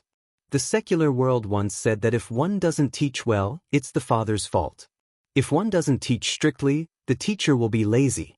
You are indeed not a qualified teacher." The old monk sat down, his eyes still narrowed as he indifferently replied. Chunzong could only bitterly smile. After the old monk sat down, he took a broom and began to sweep the floor of the exquisite temple. It was just like the day when Xiaohua came to the exquisite temple. Before the Buddhist light descended, there was heavy snow. No matter how he swept, he couldn't catch up with the falling snow. After the Buddhist light descended, the dark clouds had already been dispersed and the snowflakes had already stopped fluttering. Perhaps there were still some snowflakes that were unwilling to be left out in the air to join in the fun. However, it was much easier for Chunzong to sweep. In just half a meal's time, Chunzong had already cleaned the entire courtyard. After he gathered all the snow at the foot of the wall, he very naturally picked up the wooden cover of the water jar at the foot of the wall as if he wanted to drink some water. However, when he picked up the wooden cover, the water jar was empty. There wasn't a single drop of water. Chunzong couldn't help but be stunned. At this moment, a bitter smile appeared on the face of Samantabhadra Bodhisattva. He could casually sweep the snow in the courtyard and make it look like someone regularly cleaned the courtyard. However, he didn't drink water. Why would he think of putting water in the water jar? Zhen Kong. Chunzong was only stunned for a moment before he raised his head and shouted, "Go and help this old man get some water. On such a snowy day, I'm afraid it's not convenient for him to get water." "Yes, master." Zhen Kong didn't hesitate at all and immediately answered. At this moment, Samantabhadra Bodhisattva smiled and said, "The water of the mortal world can only quench the thirst of the stomach. How can the thirst of the Sarira be quenched?" Chunzong smiled and said, "Buddha's words are naturally the rain of the Sarira. As long as one listens to Buddha's mantra at all times, the Sarira will naturally not be thirsty." Namu Maitreya. Samantabhadra Bodhisattva put his palms together and bowed respectfully. "You're right. However, what if the Sarira doesn't know how to drink water and listen? What should we do?" "Enlighten." Chunzong didn't hesitate. "Enlighten and enlighten." Follow thousands of miles without fear. Take one step at a time and you'll naturally see Buddha's true appearance. Alright, please? Samantabhadra Bodhisattva took a deep breath and stepped aside. He raised his hand and gestured, "Please take the first step to see Buddha." Chapter 4279. As Samantabhadra Bodhisattva of Nanwu stepped aside, the previously closed main hall of the exquisite temple suddenly opened. Although the light of Buddha filled the sky and enveloped the entire great snow mountain, it was pitch black inside the main hall. Nothing could be seen, let alone the true appearance of the Buddha Lord. Seeing that the old monk had suddenly regained consciousness and was not as muddle-headed as before, Chun Qing was stunned. He looked at the open door of the main hall with hesitation, not daring to act rashly. However, he only took a glance, and a sense of mission, belonging, and familiarity that he hadn't felt for a long time came from the pitch-black main hall. Something inexplicable struck his heart and lungs, striking his memories. It was as if everything he pursued was inside, as if the true face of Buddha was hidden in the darkness. Xuanzang couldn't help but take a step forward. "Master!" Zhen Kong panicked when he saw this. He hurriedly jumped down from the high wall and blocked Xuanzang's path. Although he could see the true face of Samantabhadra Bodhisattva, the main hall was covered by a layer of extremely mysterious things. His primary consciousness couldn't penetrate it, and his clear vision couldn't see it either. How could he let Xuanzang enter without worry? Even if it was Samantabhadra Bodhisattva who let Xuanzang in. Xuanzang stopped when he heard this. He looked at the old monk and then at Zheng Kong and asked, "What's wrong? Isn't it just a main hall? What's the danger?" Zheng Kong said solemnly, "Master, although it's a main hall, I'm still worried. With my ability, I can't see what's inside. If you agree, can I go in and take a look?" "Alright."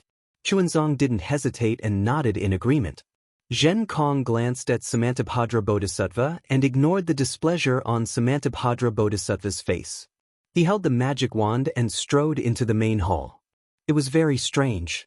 Zhen Kong was able to easily enter the main hall that his Yuan will couldn't penetrate.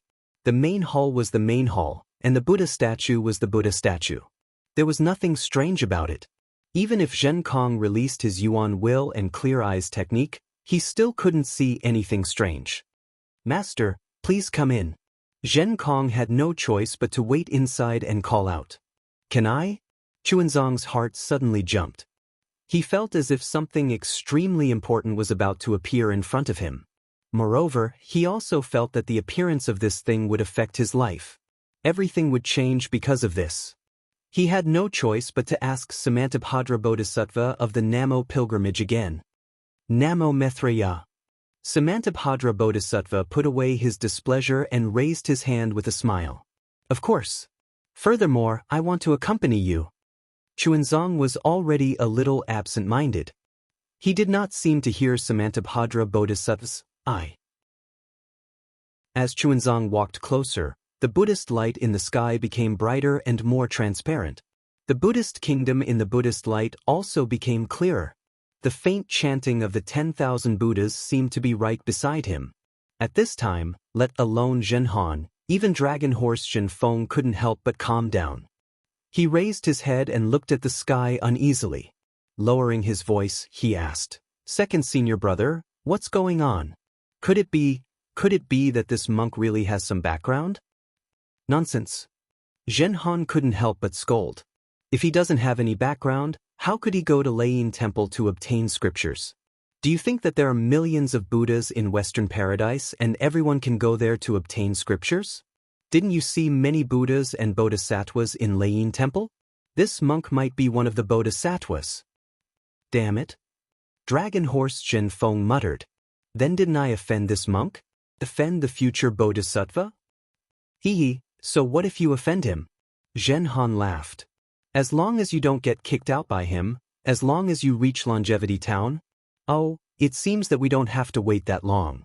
As long as Master achieves enlightenment today, our Master and disciple status will be confirmed. If he wants to say anything or do anything, it won't be that easy. What can he do to me? Dragon Horse Zhenfeng was a little scared. Actually, thinking about it now, Master is very good to me. I always make him angry, but he never gets angry. Bullshit? Zhen Han glared at him and transmitted her voice. Do you think he's not angry? But what's the use of him being angry? He said that he wants to kick you out, but can he kick you out? I'm afraid that the only person he can kick out is eldest senior brother. However, he can't bear to kick out eldest senior brother. After all, in these 200 years, it was eldest senior brother who worked hard. If he kicks eldest senior brother out, he might not even be able to keep his life. Damn it, how do you know so much? Dragon Horse Zhenfeng said enviously. Why didn't you tell me this earlier? Why should I tell you? Zhen Han stole a glance at the sky above his head. The gathered Buddha light seemed to have condensed into a huge Buddha statue. Between the lines of the Buddha statue, there was a river of faith flashing. He was even more shocked and replied absent-mindedly. You're my second senior brother. Dragon Horse Zhenfeng shouted anxiously. If you don't tell me, who will? Zhen Han became even more anxious and said, Damn it, you don't want to live anymore? Why are you so loud? Aren't you afraid of being heard by others? Don't you know how to transmit sound?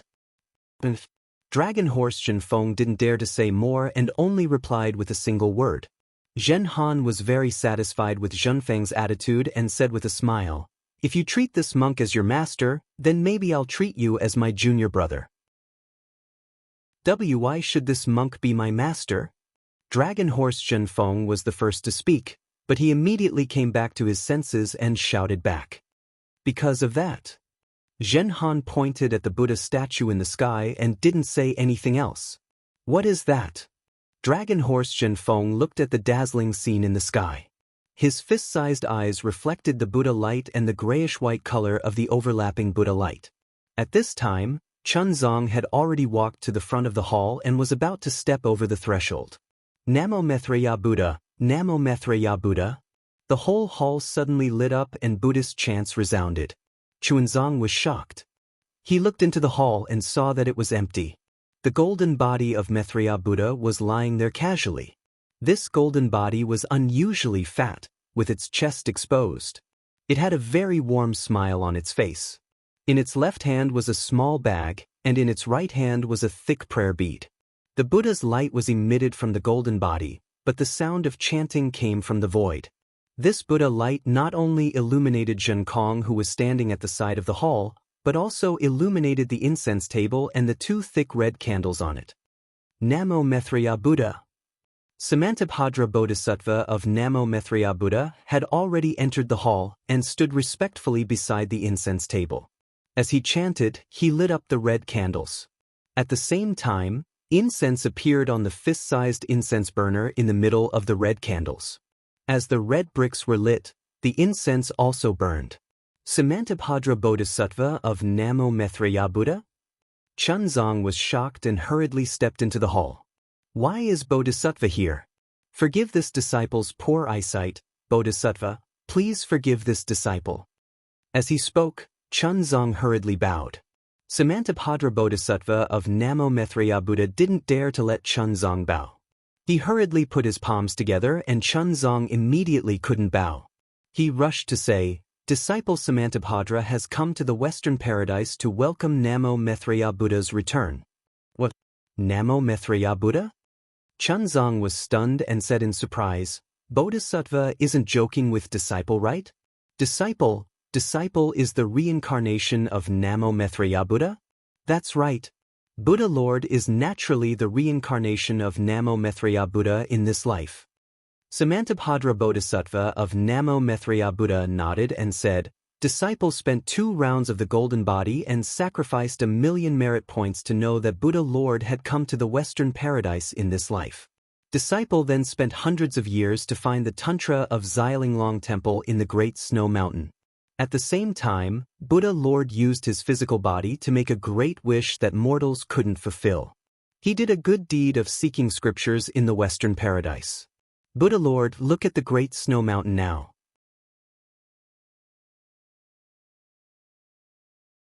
Chapter 4280. Samantabhadra Bodhisattva understood that although there were thousands of Buddhas in Lei Yin Temple, There were not many with Buddhist positions.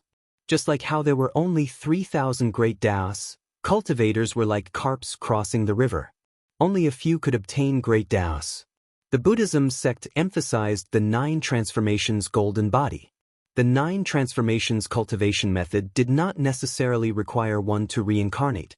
However, when one was forced to reincarnate, a powerful arhat would definitely have meticulous arrangements. No mistakes would be allowed.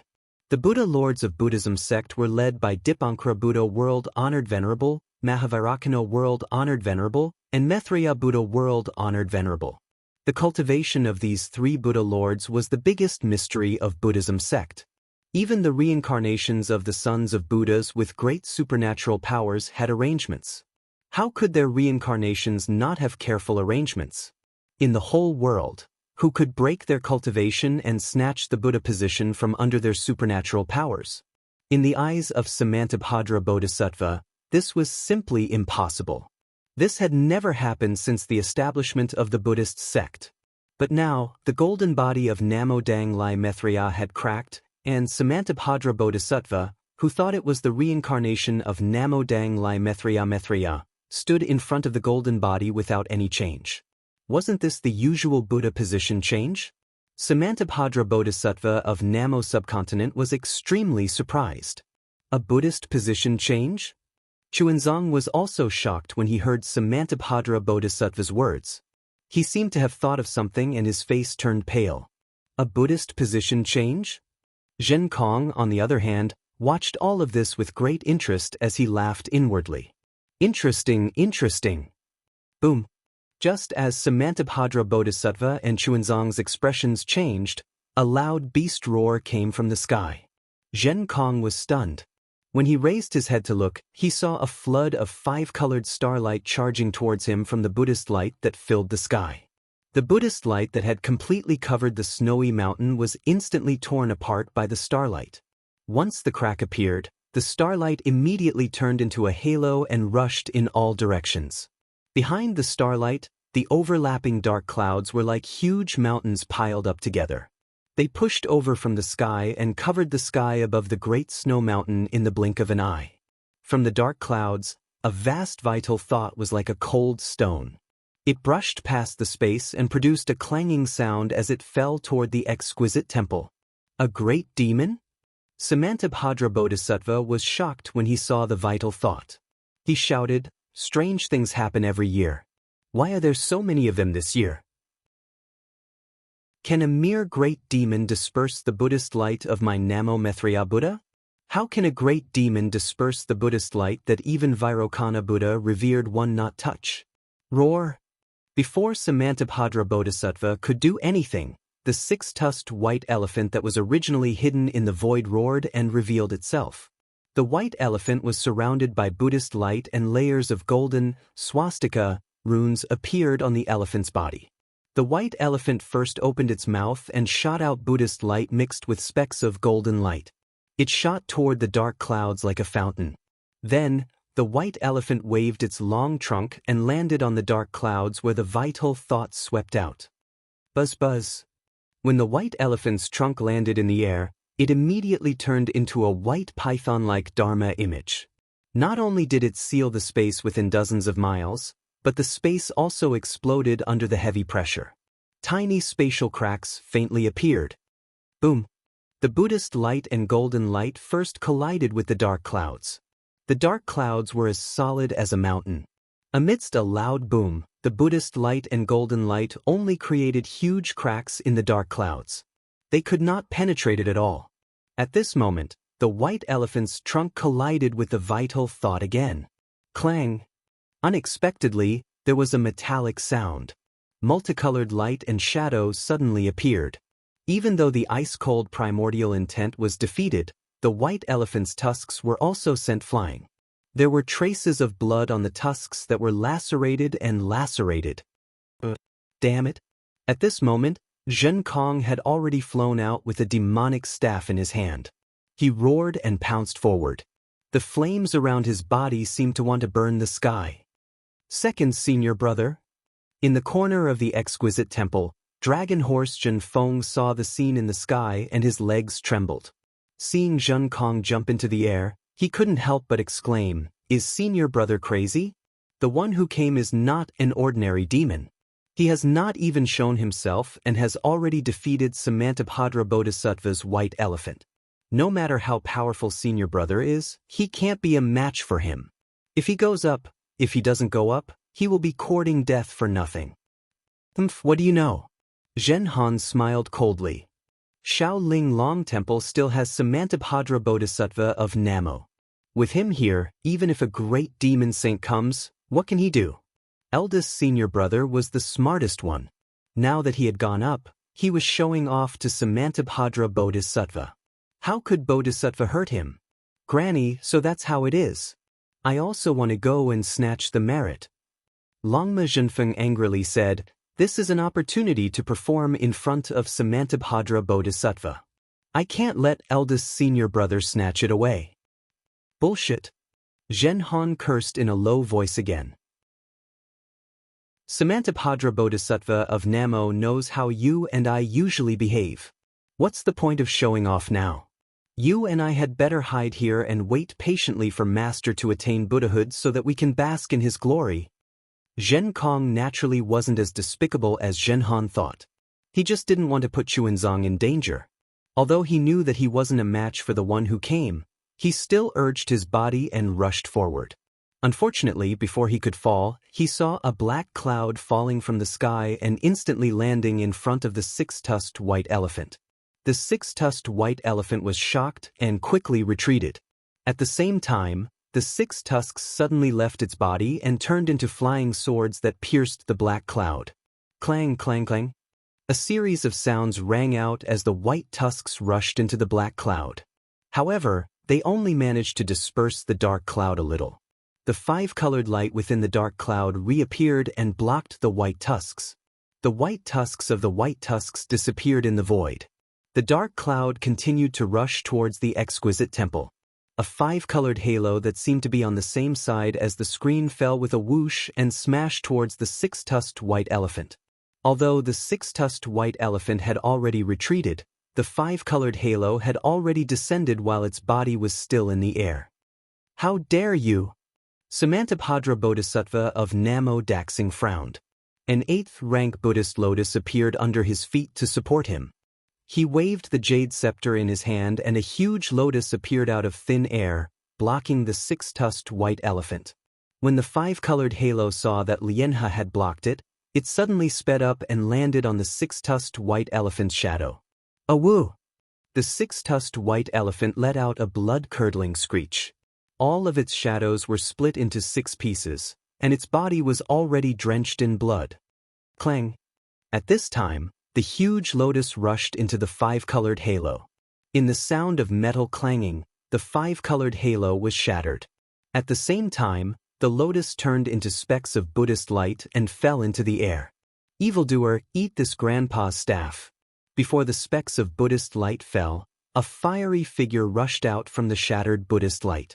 A voice that could almost roar through the heavens and earth sounded.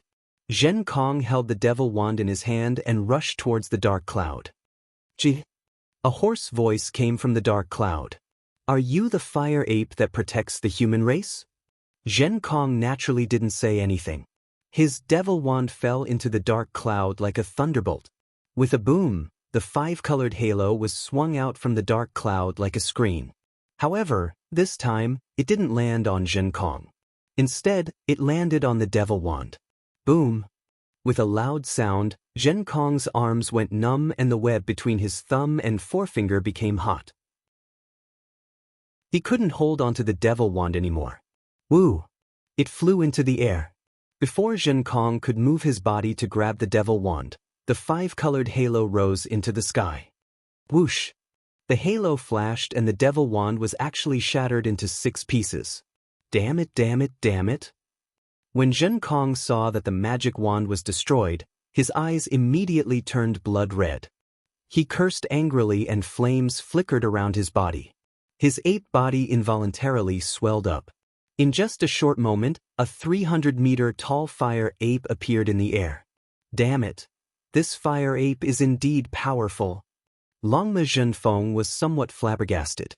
Previously, he only had the strength of a 4th grade elemental energy. Now, I'm afraid that he has reached the 5th grade? So what if he's at the 5th grade? Zhen Han understood and rejoiced in Zhen Kong's misfortune. The 6-tusked white elephant has the strength of a 6th grade elemental energy. Even the 6-tusked white elephant was defeated. How could this monkey be a match for it? If Samantabhadra Bodhisattva wasn't here, today would be the day of his death.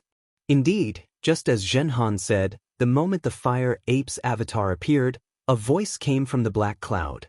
Is this the famous fire ape's avatar? Did my great-grandson die under this Dharmakaya? What a joke!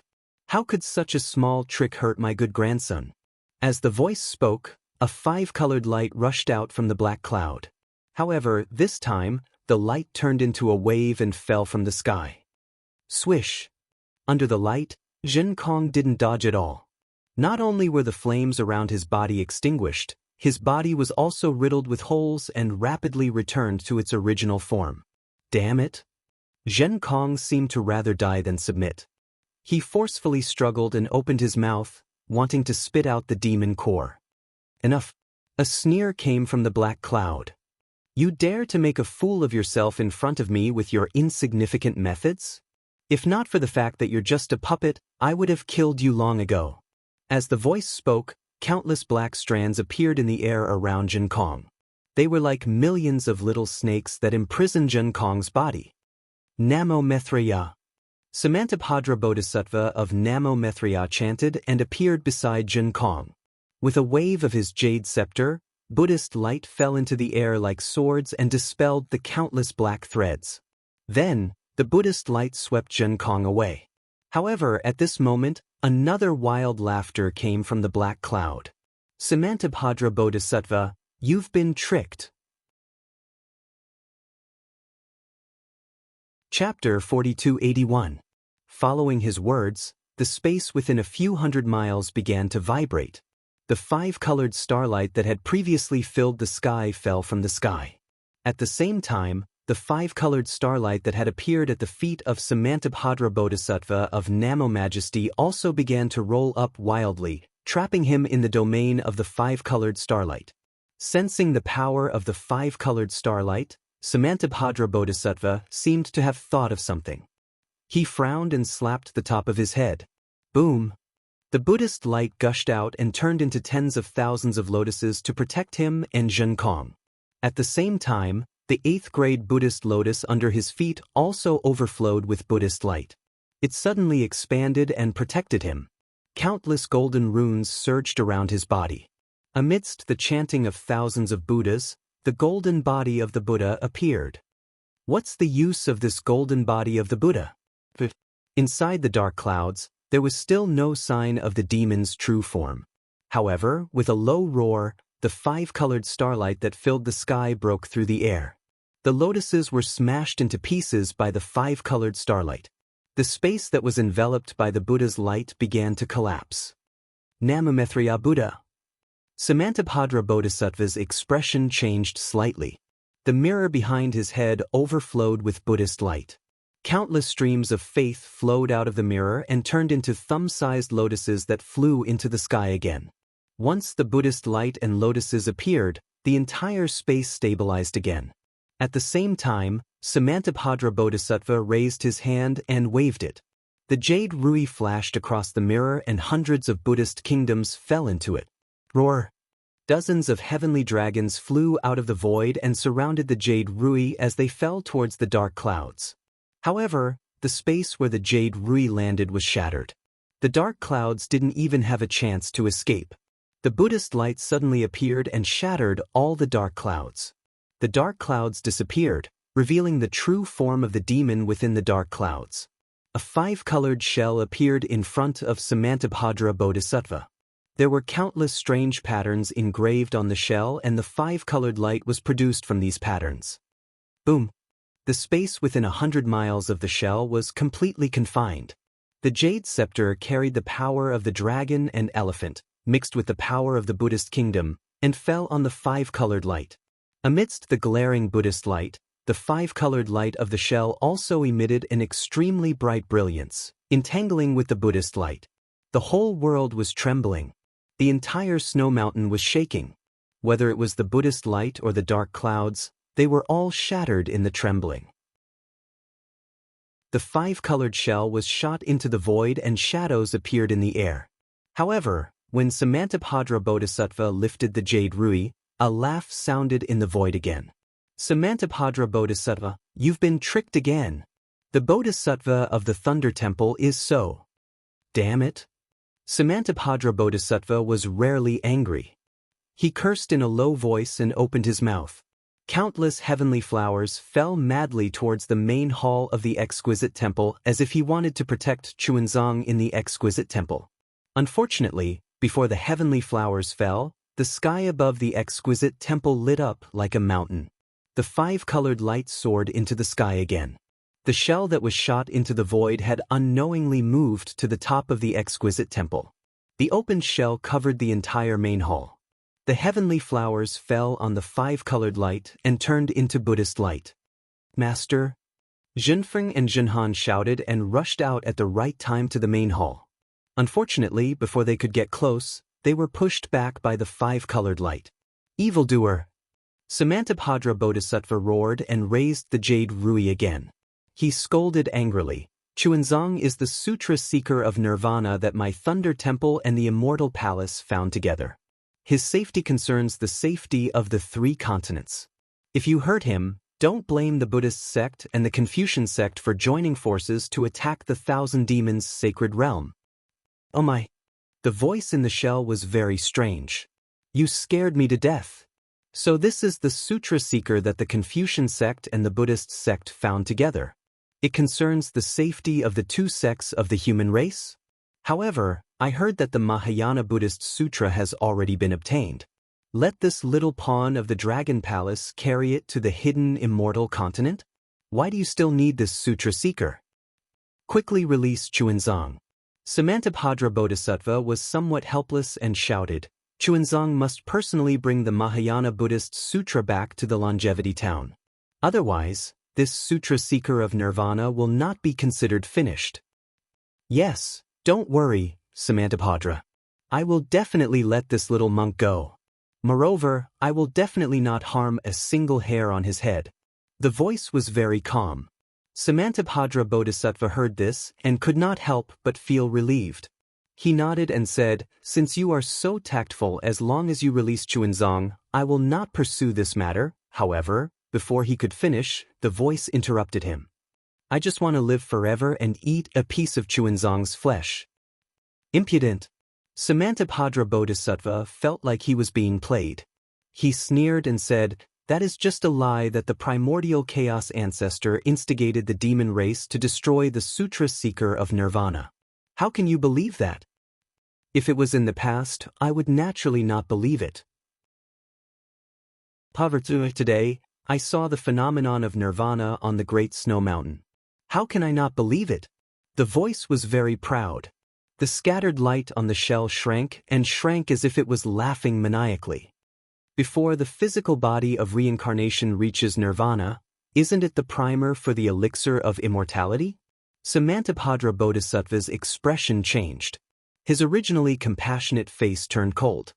He said word by word, this must be what the primordial chaos ancestor told you? The Tao sect is good at stealing the yin and yang of heaven and earth and doing things that harm the harmony of heaven and earth. Using my physical body to refine pills may have some magical effects. However, you must know that the reincarnation of a Buddha carries karma. How can the Tao sect's pills remove this karma? Your strength is now on the verge of the upper 8th grade of origin energy. The demon race's great sage position is in sight. It is unwise to ruin your future for the sake of immortality. If there is no limit to life, the great sage and the Buddha Lord are nothing. The great demon seemed to be moved by Samantabhadra Bodhisattva. I see.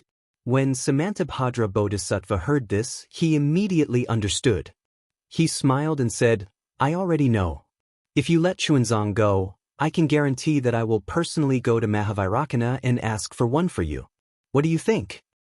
This The demon in the shell sounded hesitant. Samantabhadra Bodhisattva took advantage of the situation and said, "Don't worry. I already know about your background and I also know about the existence of that person. You definitely did not get that person's permission to come out this time. Otherwise, that person would definitely not let you come. Don't you think so?" "How do you know?" The demon was shocked and asked hurriedly. "What's so difficult about that?" Samantabhadra Bodhisattva smiled and said, "How many demons in the world can have the 5-colored halo? My Layin temple is in charge of everything in the world. How can I not know about that person's existence?"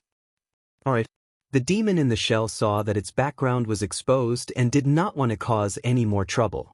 It took a step back and said, "I can release this monk, but you must give me that fire ape." "Why do you want Jun Kong?" Samantabhadra Bodhisattva was surprised. "He is only protecting Chuanzong's disciple." "He killed my great-grandson?" The demon gritted its teeth and said, "If I don't capture him and skin him alive, how can I put down my face?" Sigh. Samantabhadra Bodhisattva was in a difficult position. Looking at the demonic creature's appearance, it must have been tricked by the Grand Mist ancestor, and the great-grandson he mentioned must have been in the same situation. However, his great-grandson had become a sacrifice in the sutra seeking extreme bliss tribulation, completing Chuanzong's tribulation. Since he was strong enough, he had blackmailed the Buddhist sect. Samantabhadra Bodhisattva opened his mouth and wanted to say something, but he closed it again. He might not know who this demon's great-grandson was, but the Buddhist sect's arhat in charge of the tribulation would definitely know. If the culprit was Jun Kong, it would be better to say that it was the Grand Mist ancestor or some other arhat. How could Samantabhadra Bodhisattva say that? Samantabhadra Bodhisattva could only ponder for a moment.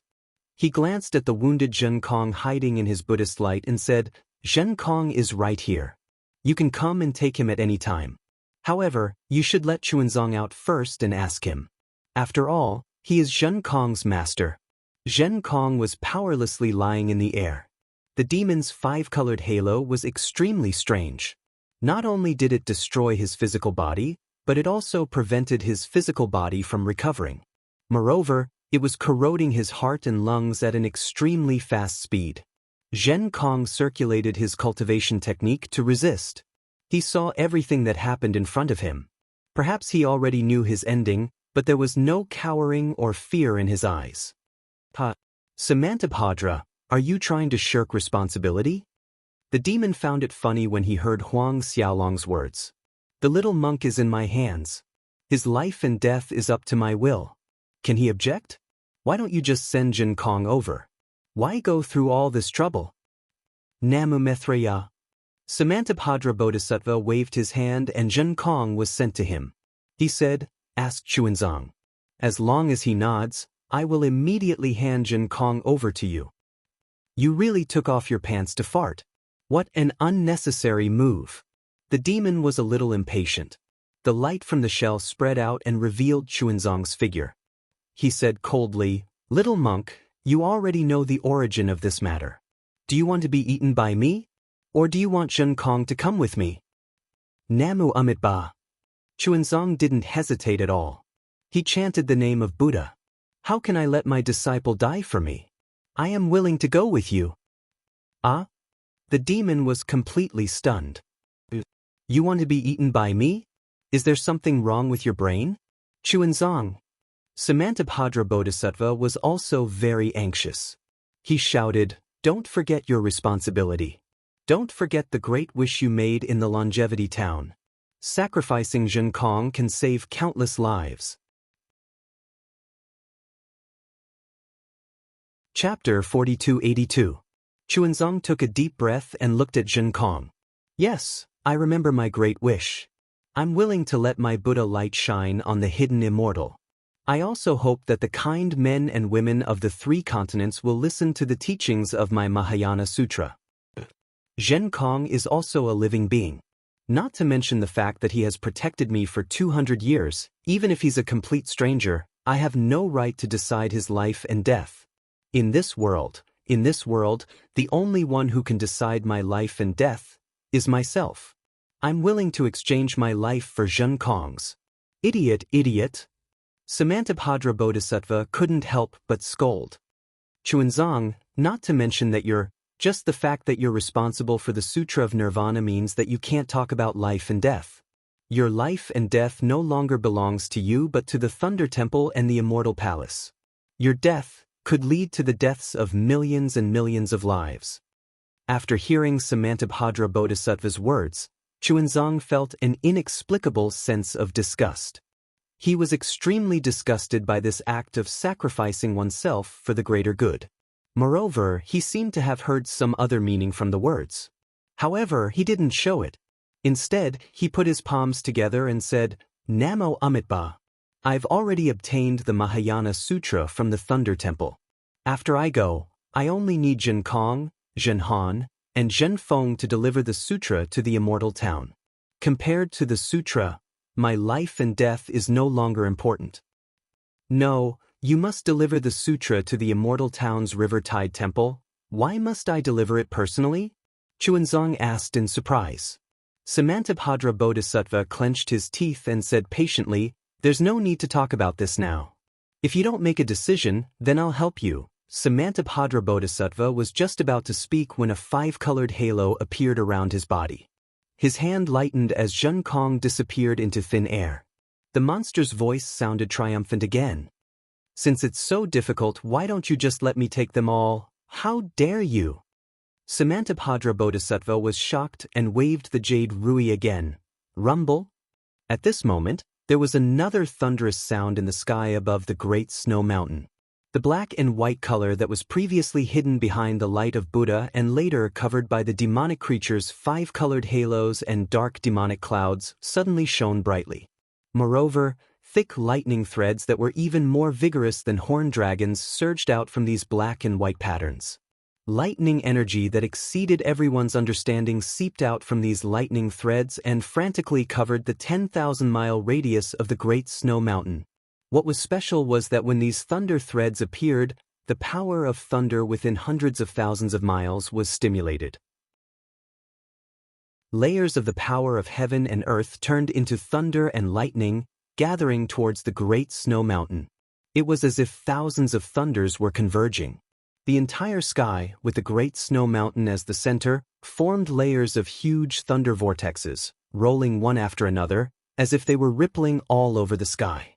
Not only that, but as soon as these thunder lights formed, a cryptic, heavy, cold, vast, and unparalleled will of heaven and earth flowed out from the cracks of the thunder lights, instantly covering hundreds of thousands of miles.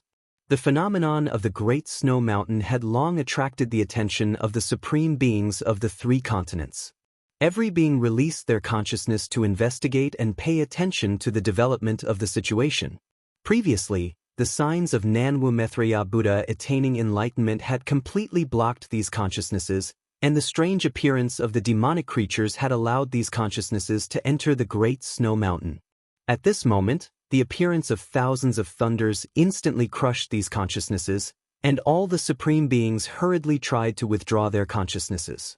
Unfortunately, the will of heaven and earth didn't give them any chance at all. The will of heaven and earth covered hundreds of thousands of miles and completely strangled these consciousnesses, leaving no trace at all. Not to mention the Thunder Temple, Immortal Palace, Great Sage Temple, and the other supreme beings, who were all shocked. Even Nanwu Maitreya Samantabhadra and the unknown great demon at the center of the thunder lights were incomparably shocked. This was because when the power of thunder appeared, the entire Great Snow Mountain was imprisoned by the thunder lights. Everyone felt as if they were submerged in incomparably innate heavy water, and they couldn't even breathe. Zhen Kong's figure had already been revealed. He had been captured by a five-colored halo on the great shell demon's body, and the five-colored halo had turned into a hand and was tightly gripping Zhen Kong's neck. The pitiful Zhen Kong was holding onto the halo with both hands, and he seemed to be desperately struggling. As for Chunzang, he had also appeared from the five-colored halo. At this moment, his hands were twisted behind his back, and his entire body was entangled by several rays of light, making him look very miserable. However, no one cared about the miserable state of the two of them at this moment. and they all raised their eyes to look at the center of the thunder lights in the sky. At the center of the thunder lights, the great demon's five-colored halo had already collapsed, and the mountain-like black clouds had been swept away. However, the Buddhist light that had previously filled the great snow mountain didn't dissipate at all. Moreover, the Buddha light that had almost collapsed from the impact of the five-colored halo actually became more solid. Nanwu Maitreya Samantabhadra didn't know what had happened, but when he saw the Buddha statue become more solid, his heart calmed down. Buzz buzz. Nanwu Maitreya Samantabhadra's heart had just calmed down when he saw that in the space sealed by the thunder lights, endless movements appeared around the Buddha statue. The heaven and earth within 1,000 miles shook, and the wind and clouds changed colors.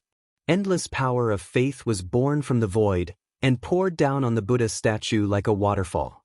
The vast power of faith fell into the mirror behind the Buddha statue, and the light on the mirror became more and more resplendent, as if a scorching sun was gradually being born. Under the scorching sun, the Buddha statue became more and more plump, and it gradually became taller and bigger, and gradually filled the entire center of the thunder lights. Nanwu Maitreya Buddha has attained fruition? Nanwu Maitreya Samantabhadra was stunned again. He really didn't understand. He had thought that Chuanzang was Nanwu Maitreya's present reincarnation body, and that he would attain fruition today.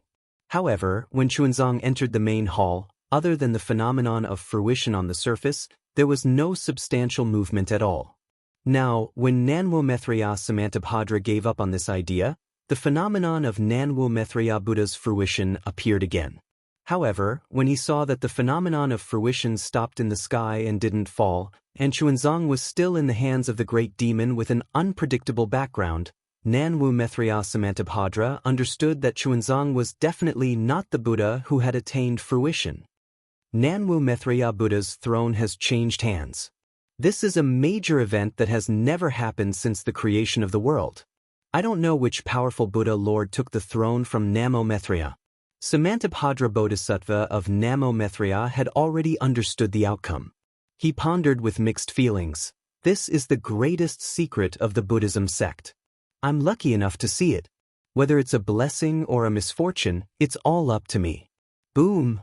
Just as Nanwu Maitreya Samantabhadra's thoughts raced, the sun-like light suddenly produced 1,000-mile thick pillar of Buddha's light. This pillar of light soared into the sky, carrying the power of faith from 100,000 miles up in the sky, and rushed straight into the center of the thunder lights. Like a giant invisible pillar inserted into a pool of water, the center of the thunder lights stirred up 1,000-mile-wide pitch-black vortex that pierced straight into the void. At the same time, the ghostly green light that had appeared first, but had now been forgotten by everyone, stuck close to the edge of the vortex and went deep into it. Woo woo woo.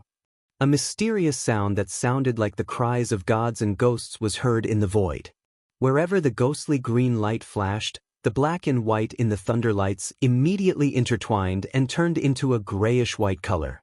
This grayish-white color was as still as marble at first, but then it condensed into the green light and began to swirl wildly. A huge transmission channel finally took shape in Nanwu Maitreya Samantabhadra's shock. Buzz. The space thousands of miles above the sky rumbled because of the appearance of this space channel. The entire space was distorted by the pressure. All the light and shadows, whether they were Buddha's light, thunder lights, or clouds, were elongated. The sound of thunder was also faintly discernible in everyone's ears. Swoosh, swoosh, swoosh. The will of heaven and earth, which had previously imprisoned hundreds of thousands of miles of the great snow mountain, began to permeate the space, creating ripples in the distorted light and shadows. Someone from the Buddhist kingdom? Nanwu Maitreya Samantabhadra was so shocked that he was numb. He did not know how to think. A thought was barely squeezed out of his mind, but it was instantly shattered by the scene in front of him. Woo! A strange whistling sound of wind was heard. It was extremely long. Then, countless crazy waves of energy were emitted from the teleportation channel. These waves of energy carried with them the power to destroy the heavens and the earth. However, as soon as these ripples appeared, they were immediately destroyed by the will of heaven and earth that permeated through the space channel. Rumble. Tens of thousands of thunderbolts in the space gathered toward the space channel. In the blink of an eye, all the thunderbolts had gathered into a huge ball. As soon as this ball of thunderbolts was formed, the transmission channel that pierced straight into the void began to shrink and collapse. The green, gray, and Buddha's light instantly reversed. Boom! A huge rumble sounded again, and the entire sky was silent. All the colors faded, and a golden Buddha statue that was tens of thousands of feet tall appeared in the ball of thunderbolts like a dazzling stream of light. Namo Maitreya Buddha. Although he could not see what the golden Buddha statue looked like in the thunderbolts, Namo Maitreya Samantabhadra still chanted Buddha's name with a smile on his face. It seemed that he had made a decision at this moment. Boom! The silence only lasted for a few breaths. Then, tens of thousands of thunderbolts surged. All the thunderbolts converged, and like a myriad of streams returning to their origin, they fell into a tall and thin figure behind the golden Buddha statue. Amidst the thunderbolts, a slightly excited and surprised voice rang out. Damn it, that was so close. I didn't expect that this transmission channel would not be enough to reach the Great Snow Mountain. If not for the Great Master's power of faith on the Great Snow Mountain, and the fact that this power of faith can ignore space and time, even if I left a divine will mark here, I'm afraid that I wouldn't have been able to be transmitted here so easily. Chapter 4283. Namo Maitreya Buddha, don't be happy too early. We haven't explored yet, so we don't know if this is the Great Snow Mountain, if this is the Great Snow Mountain we are in. At this time, the lightning disappeared, and a divine sense that made Samantabhadra Bodhisattva's heart tremble swept over from the place where the lightning disappeared. When that divine sense instantly covered the entire Great Snow Mountain, the excitement and ecstasy in that voice disappeared without a trace. Yes, this is the Great Snow Mountain, and below us is the exquisite temple. Even, this Great Snow Mountain is the Great Snow Mountain we are in, because the sutra seeking extreme bliss has only just begun. Namo Maitreya Buddha. Another voice sounded in the air. This way, our inner demons can be cut off. Yes, since we have already returned, this welcoming ceremony is unnecessary. While speaking, Xiaohua's thin and tall figure slowly walked down from where the lightning was. It was as if there was a flight of stairs that led to the heavens. As Xiaohua walked down, layers of pressure fell on the little exquisite temple like a huge mountain. When Xiaohua's voice fell, Xiaohua raised his hand and waved. A huge palm appeared, and all the fluctuations and strange lights fell into his palm. However, it was only a moment before the omnipresent will of the world fell again. With a swish-swish sound, the huge hand immediately shrank by more than 40%. However, even so, in the sky, other than the Buddhist light, the five-colored halo, the dark clouds, the lightning, and the clouds were all taken into Xiaohua's hand. Even the sky that was like a wrinkle was smoothed out by him at this moment, causing everyone to tremble in fear. As soon as the anomaly disappeared, a strange phenomenon occurred around the golden Buddha statue once again. Rumble. The Buddha's light that was previously covered by the lightning shone brightly again. The river of faith that was originally like a gurgling stream was now like a monstrous torrent that gushed out from various cracks in the void and fell into the light of the Buddha's light that had already solidified. Namo Maitreya Buddha, Namo Maitreya Buddha. Wherever the river of faith went, millions of Buddhist kingdoms were born. Endless heavenly flowers covered 100,000 miles of space, and a strange fragrance filled the air. Thousands of heavenly dragons and fairies began to appear. The sound of wooden fish and the chanting of 10,000 Buddhas sounded like the sounds of nature. An indescribable benevolence was emitted from the forehead of the Buddha statue. Moreover, the Buddha statue slowly fell, and its target was the golden Buddha statue that Xiaohua had just left. Namo Maitreya Buddha. At this point, Samantabhadra no longer had any doubts. As long as the Buddhist light condensed from the power of faith fell into the golden Buddha statue, the Buddha Lord from the Buddhist kingdom would definitely attain Namo Maitreya Buddha's fruit. However, What surprised Samantabhadra was that although the Buddhist light of the golden Buddha statue hadn't dissipated and he still couldn't see the Buddha Lord's appearance clearly, after the golden Buddha statue slowly returned to normal, it raised its hand slightly and an 8th-rank Buddhist lotus appeared, wanting to block the descending golden Buddha statue. How is this possible? Doesn't the Buddha Lord want to attain fruit? Samantabhadra was dumbfounded. However, the Buddhist lotus didn't seem to be enough to block the Buddha statue that had attained fruit. The Buddha statue landed on the lotus platform under its feet. Alas, why do you have to make things difficult for this poor monk? The golden body of the Buddha sighed. The compassion in his words made the selfish thoughts in Samantabhadra Bodhisattva's heart disappear instantly. Then, the golden body of the Buddha waved his hand, and a 7-colored light flashed. A Buddhist instrument fell on top of his head, blocking the Buddha statue that had attained fruition. How is this possible? Which Buddhist weapon could... The wonderful tree of 7 treasures?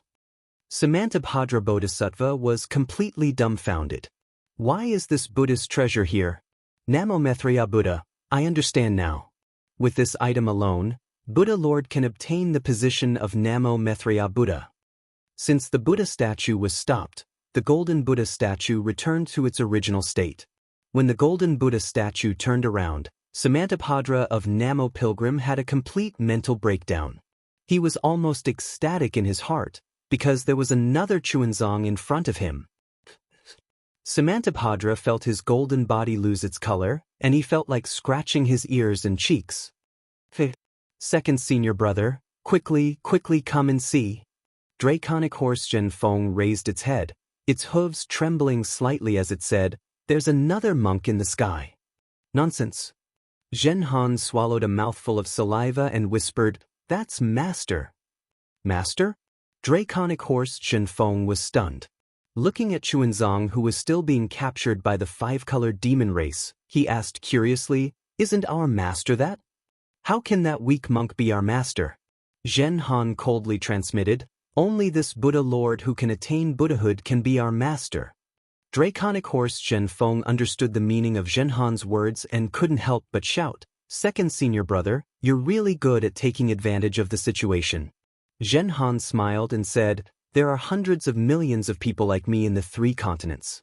One more won't make much of a difference." Namo Maitreya Buddha. The Buddha statue with the face of Chuanzong, but in reality, it was Buddha Subhudi's golden body. Just as it was about to speak, Xiaohua opened his mouth. His voice was extremely cold and frigid. Even though his voice was extremely faint, it resounded like thunder within the space of 1,000 lu. Master, let's put your matter aside for now. It won't be too late to talk about it after I deal with this matter. I'll listen to Tanyue's instructions. Bodhi smiled and didn't say anything. He also slowly walked down from the sky. As Bodhi walked down from the sky, the imprisonment of the entire Great Snow Mountain disappeared like snow melting ice.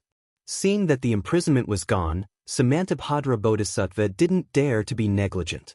He hurriedly stepped on the lotus platform and flew up to the sky to greet Bodhi. He put his palms together and saluted, "Disciple Samantabhadra Bodhisattva greets Maitreya Buddha of the world." Namo Maitreya Buddha. Bodhi waved his right hand and the Buddha light turned into a cluster of heavenly flowers that supported Samantabhadra Bodhisattva. He said, "This poor monk isn't Buddha Lord Maitreya Buddha. Bodhisattva, you've bowed to the wrong person." "What? Buddha Lord? Buddha Lord isn't Buddha Lord?" Samantabhadra Bodhisattva was even more surprised. He looked at the Buddha fruit above his head that was blocked by the wonderful tree of 7 treasures and almost blurted out, "You've taken the Buddha position and you still say you're not Buddha Lord?" Xiaohua walked to the sky above the Shaolin Long Temple. His eyes swept across the temple that had not changed much. The scene of him meeting the old monk here that day quickly flashed past his eyes, and then his eyes fell on Chuanzong, who was captured by the monster. He already understood that today was the day when Jiang Luer passed by the Great Snow Mountain and obtained the gold leaf of the exquisite Palm Leaf Sutra from the Shaolin Long Temple. But long before this moment, he had already taken away the gold leaf. Today, Jiang Luer was destined not to get the gold leaf, destined not to achieve fruition. Fortunately, he had rushed back in time. The sutra seeking nirvana had just begun, and Jiang Lua was only passing by the Great Snow Mountain. As long as his Buddha avatar returned the exquisite leaf sutra and the ancient Kali he had obtained from the primitive continent to Jiang Lua would be able to achieve perfect fruition as a Chuanzang.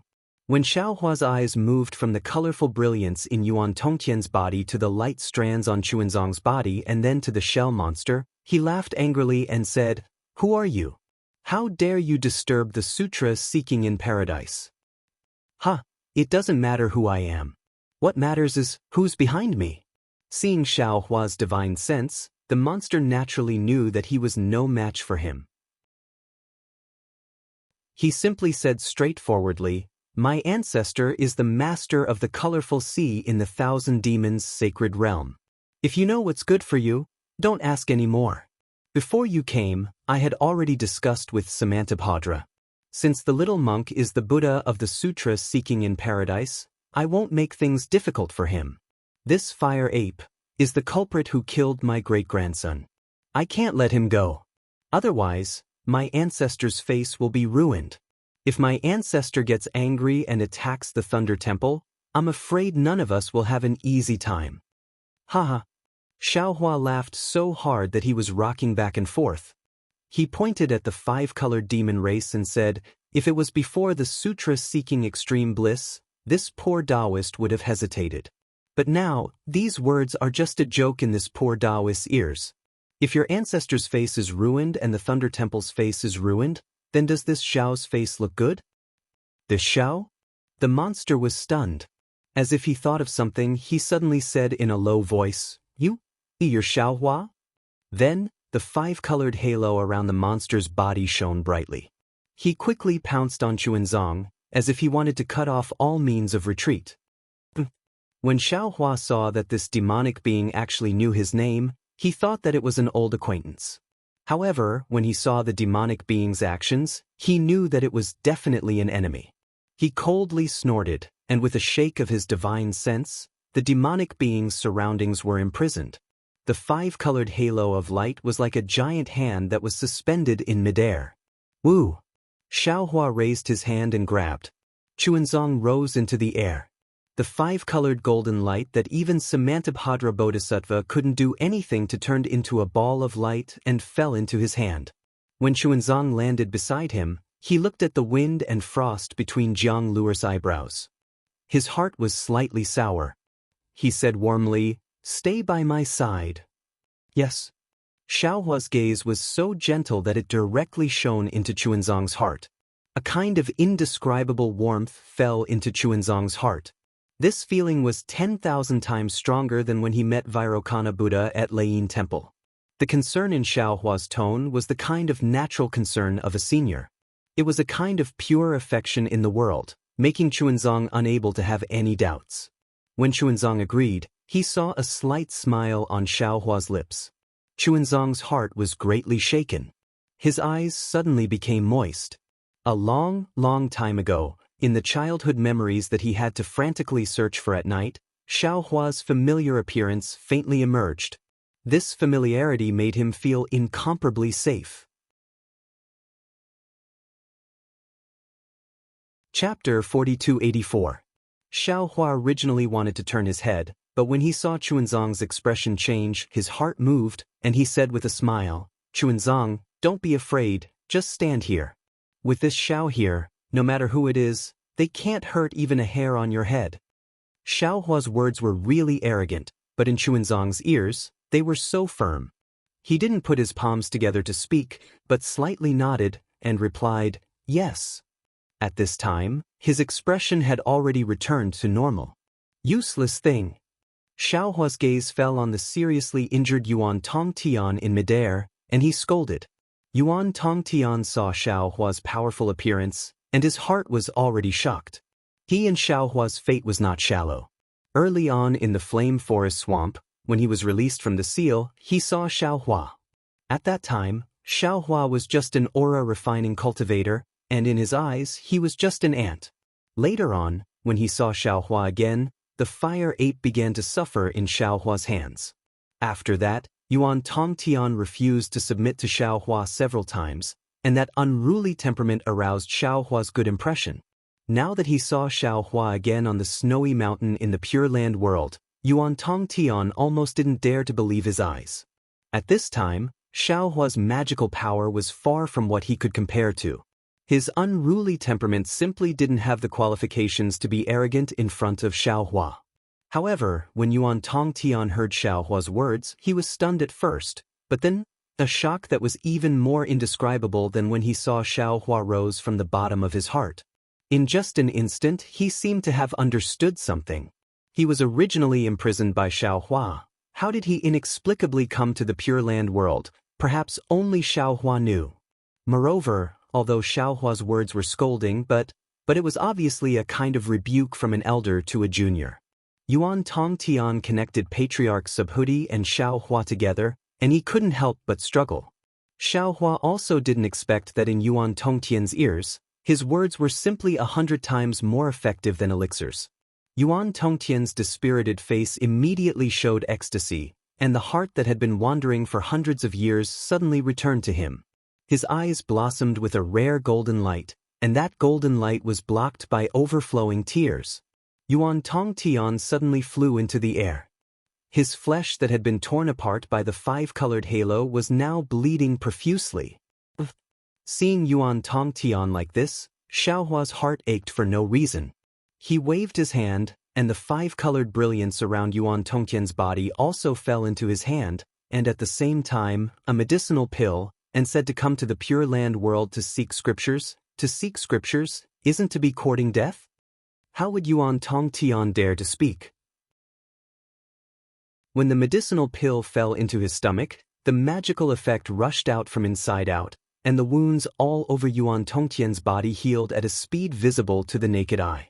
See, others might not know, but Namo Great House Samantabhadra was extremely clear about the dangers of the five-colored halo. This halo that even gave Mahavarakana a headache was like child's play in Xiao Hua's hands. How could he not be shocked? Immediately after, Xiao Hua did another thing that shocked everyone. Xiao Hua didn't make a move against the five-colored demon, but instead raised his hand and took out the Kunlun mirror from his bosom.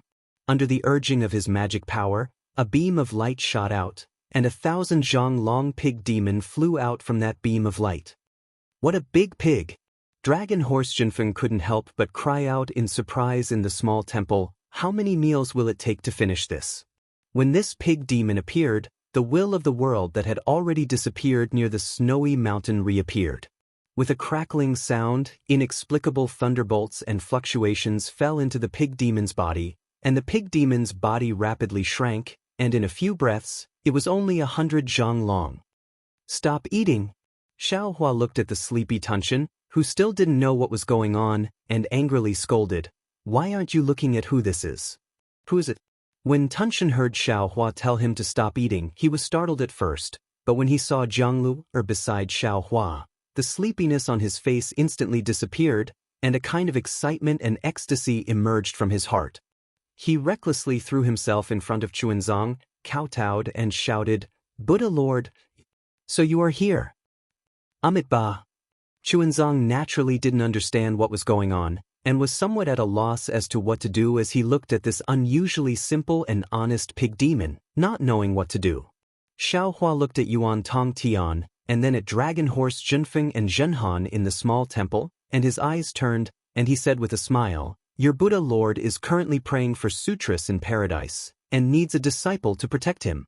Whether you can obtain this honor or not will depend on your performance." Yes, this disciple understands. Tunshin was really ecstatic, and the pig head looked around. When it saw the five-colored shell, it immediately understood something and roared loudly, "What? Are you the one who wants to rob my master? What do you mean by your master? If you can't kill this thing, what face do you have to call yourself his disciple?"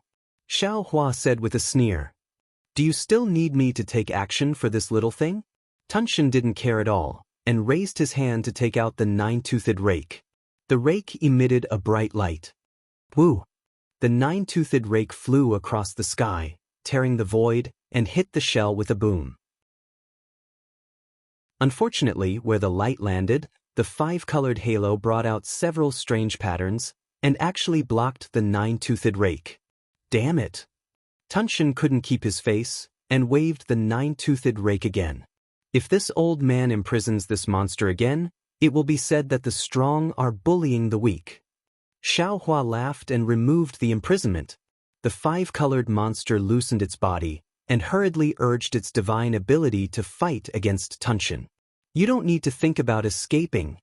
Xiaohua saw that the five-colored monster wanted to fight while retreating, and immediately said with a smile, "You can't escape from this old man's hands. This old man also won't attack you. If you can win against these juniors, you only need to tell me how you know this old man, and this old man will let you go." Good. Junior heard that Taoist Master Zhao's words carry enormous weight. I hope you all remember what you said now. The five-colored monster's body was a shellfish, and when it fanned its two hard shells, the five-colored halo danced in the surrounding 100 miles. Seeing that the halo couldn't fly more than half a foot, the five-colored monster knew that it couldn't escape, and hurriedly dealt with Tunshin while answering. Boom! In the instant that he was distracted, the nine-toothed rake smashed into one of his shells, causing the five-colored light to become chaotic, which was a rare sight. Seeing that the nine-toothed rake was only able to cause the five-colored shell to shake, the heaven-devouring beast let out an angry roar. Although the roar was like a pig's snort, the strands of lightning mixed with the wind soared into the sky and landed on the five-colored shell with a rumble, dispersing the five-colored light and revealing the demon's shell.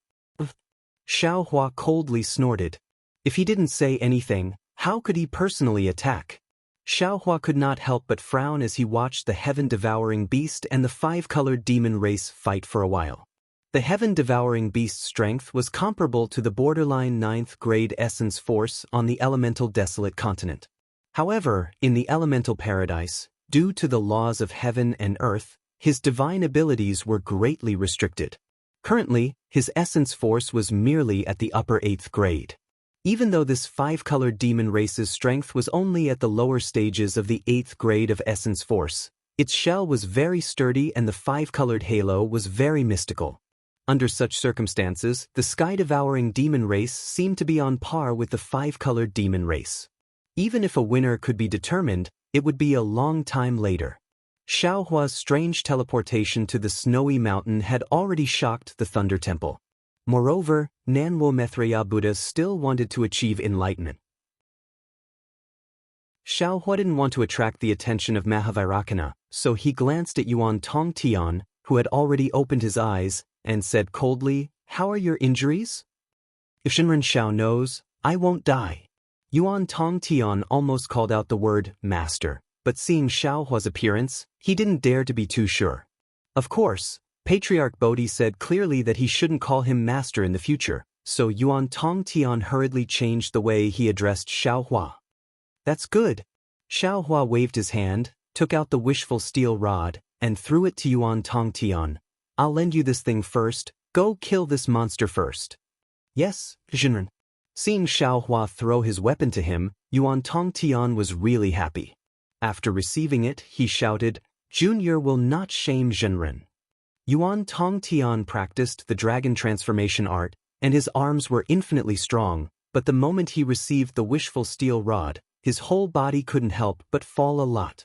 But it was only a few breaths. Yuan Tongtian roared, waved the wishful steel rod, and rushed to the five-colored demon clan. The five-colored demon clan was already tired of resisting the Tunshin, so how could he handle Yuan Tongtian's addition? It was just a few rounds. Boom!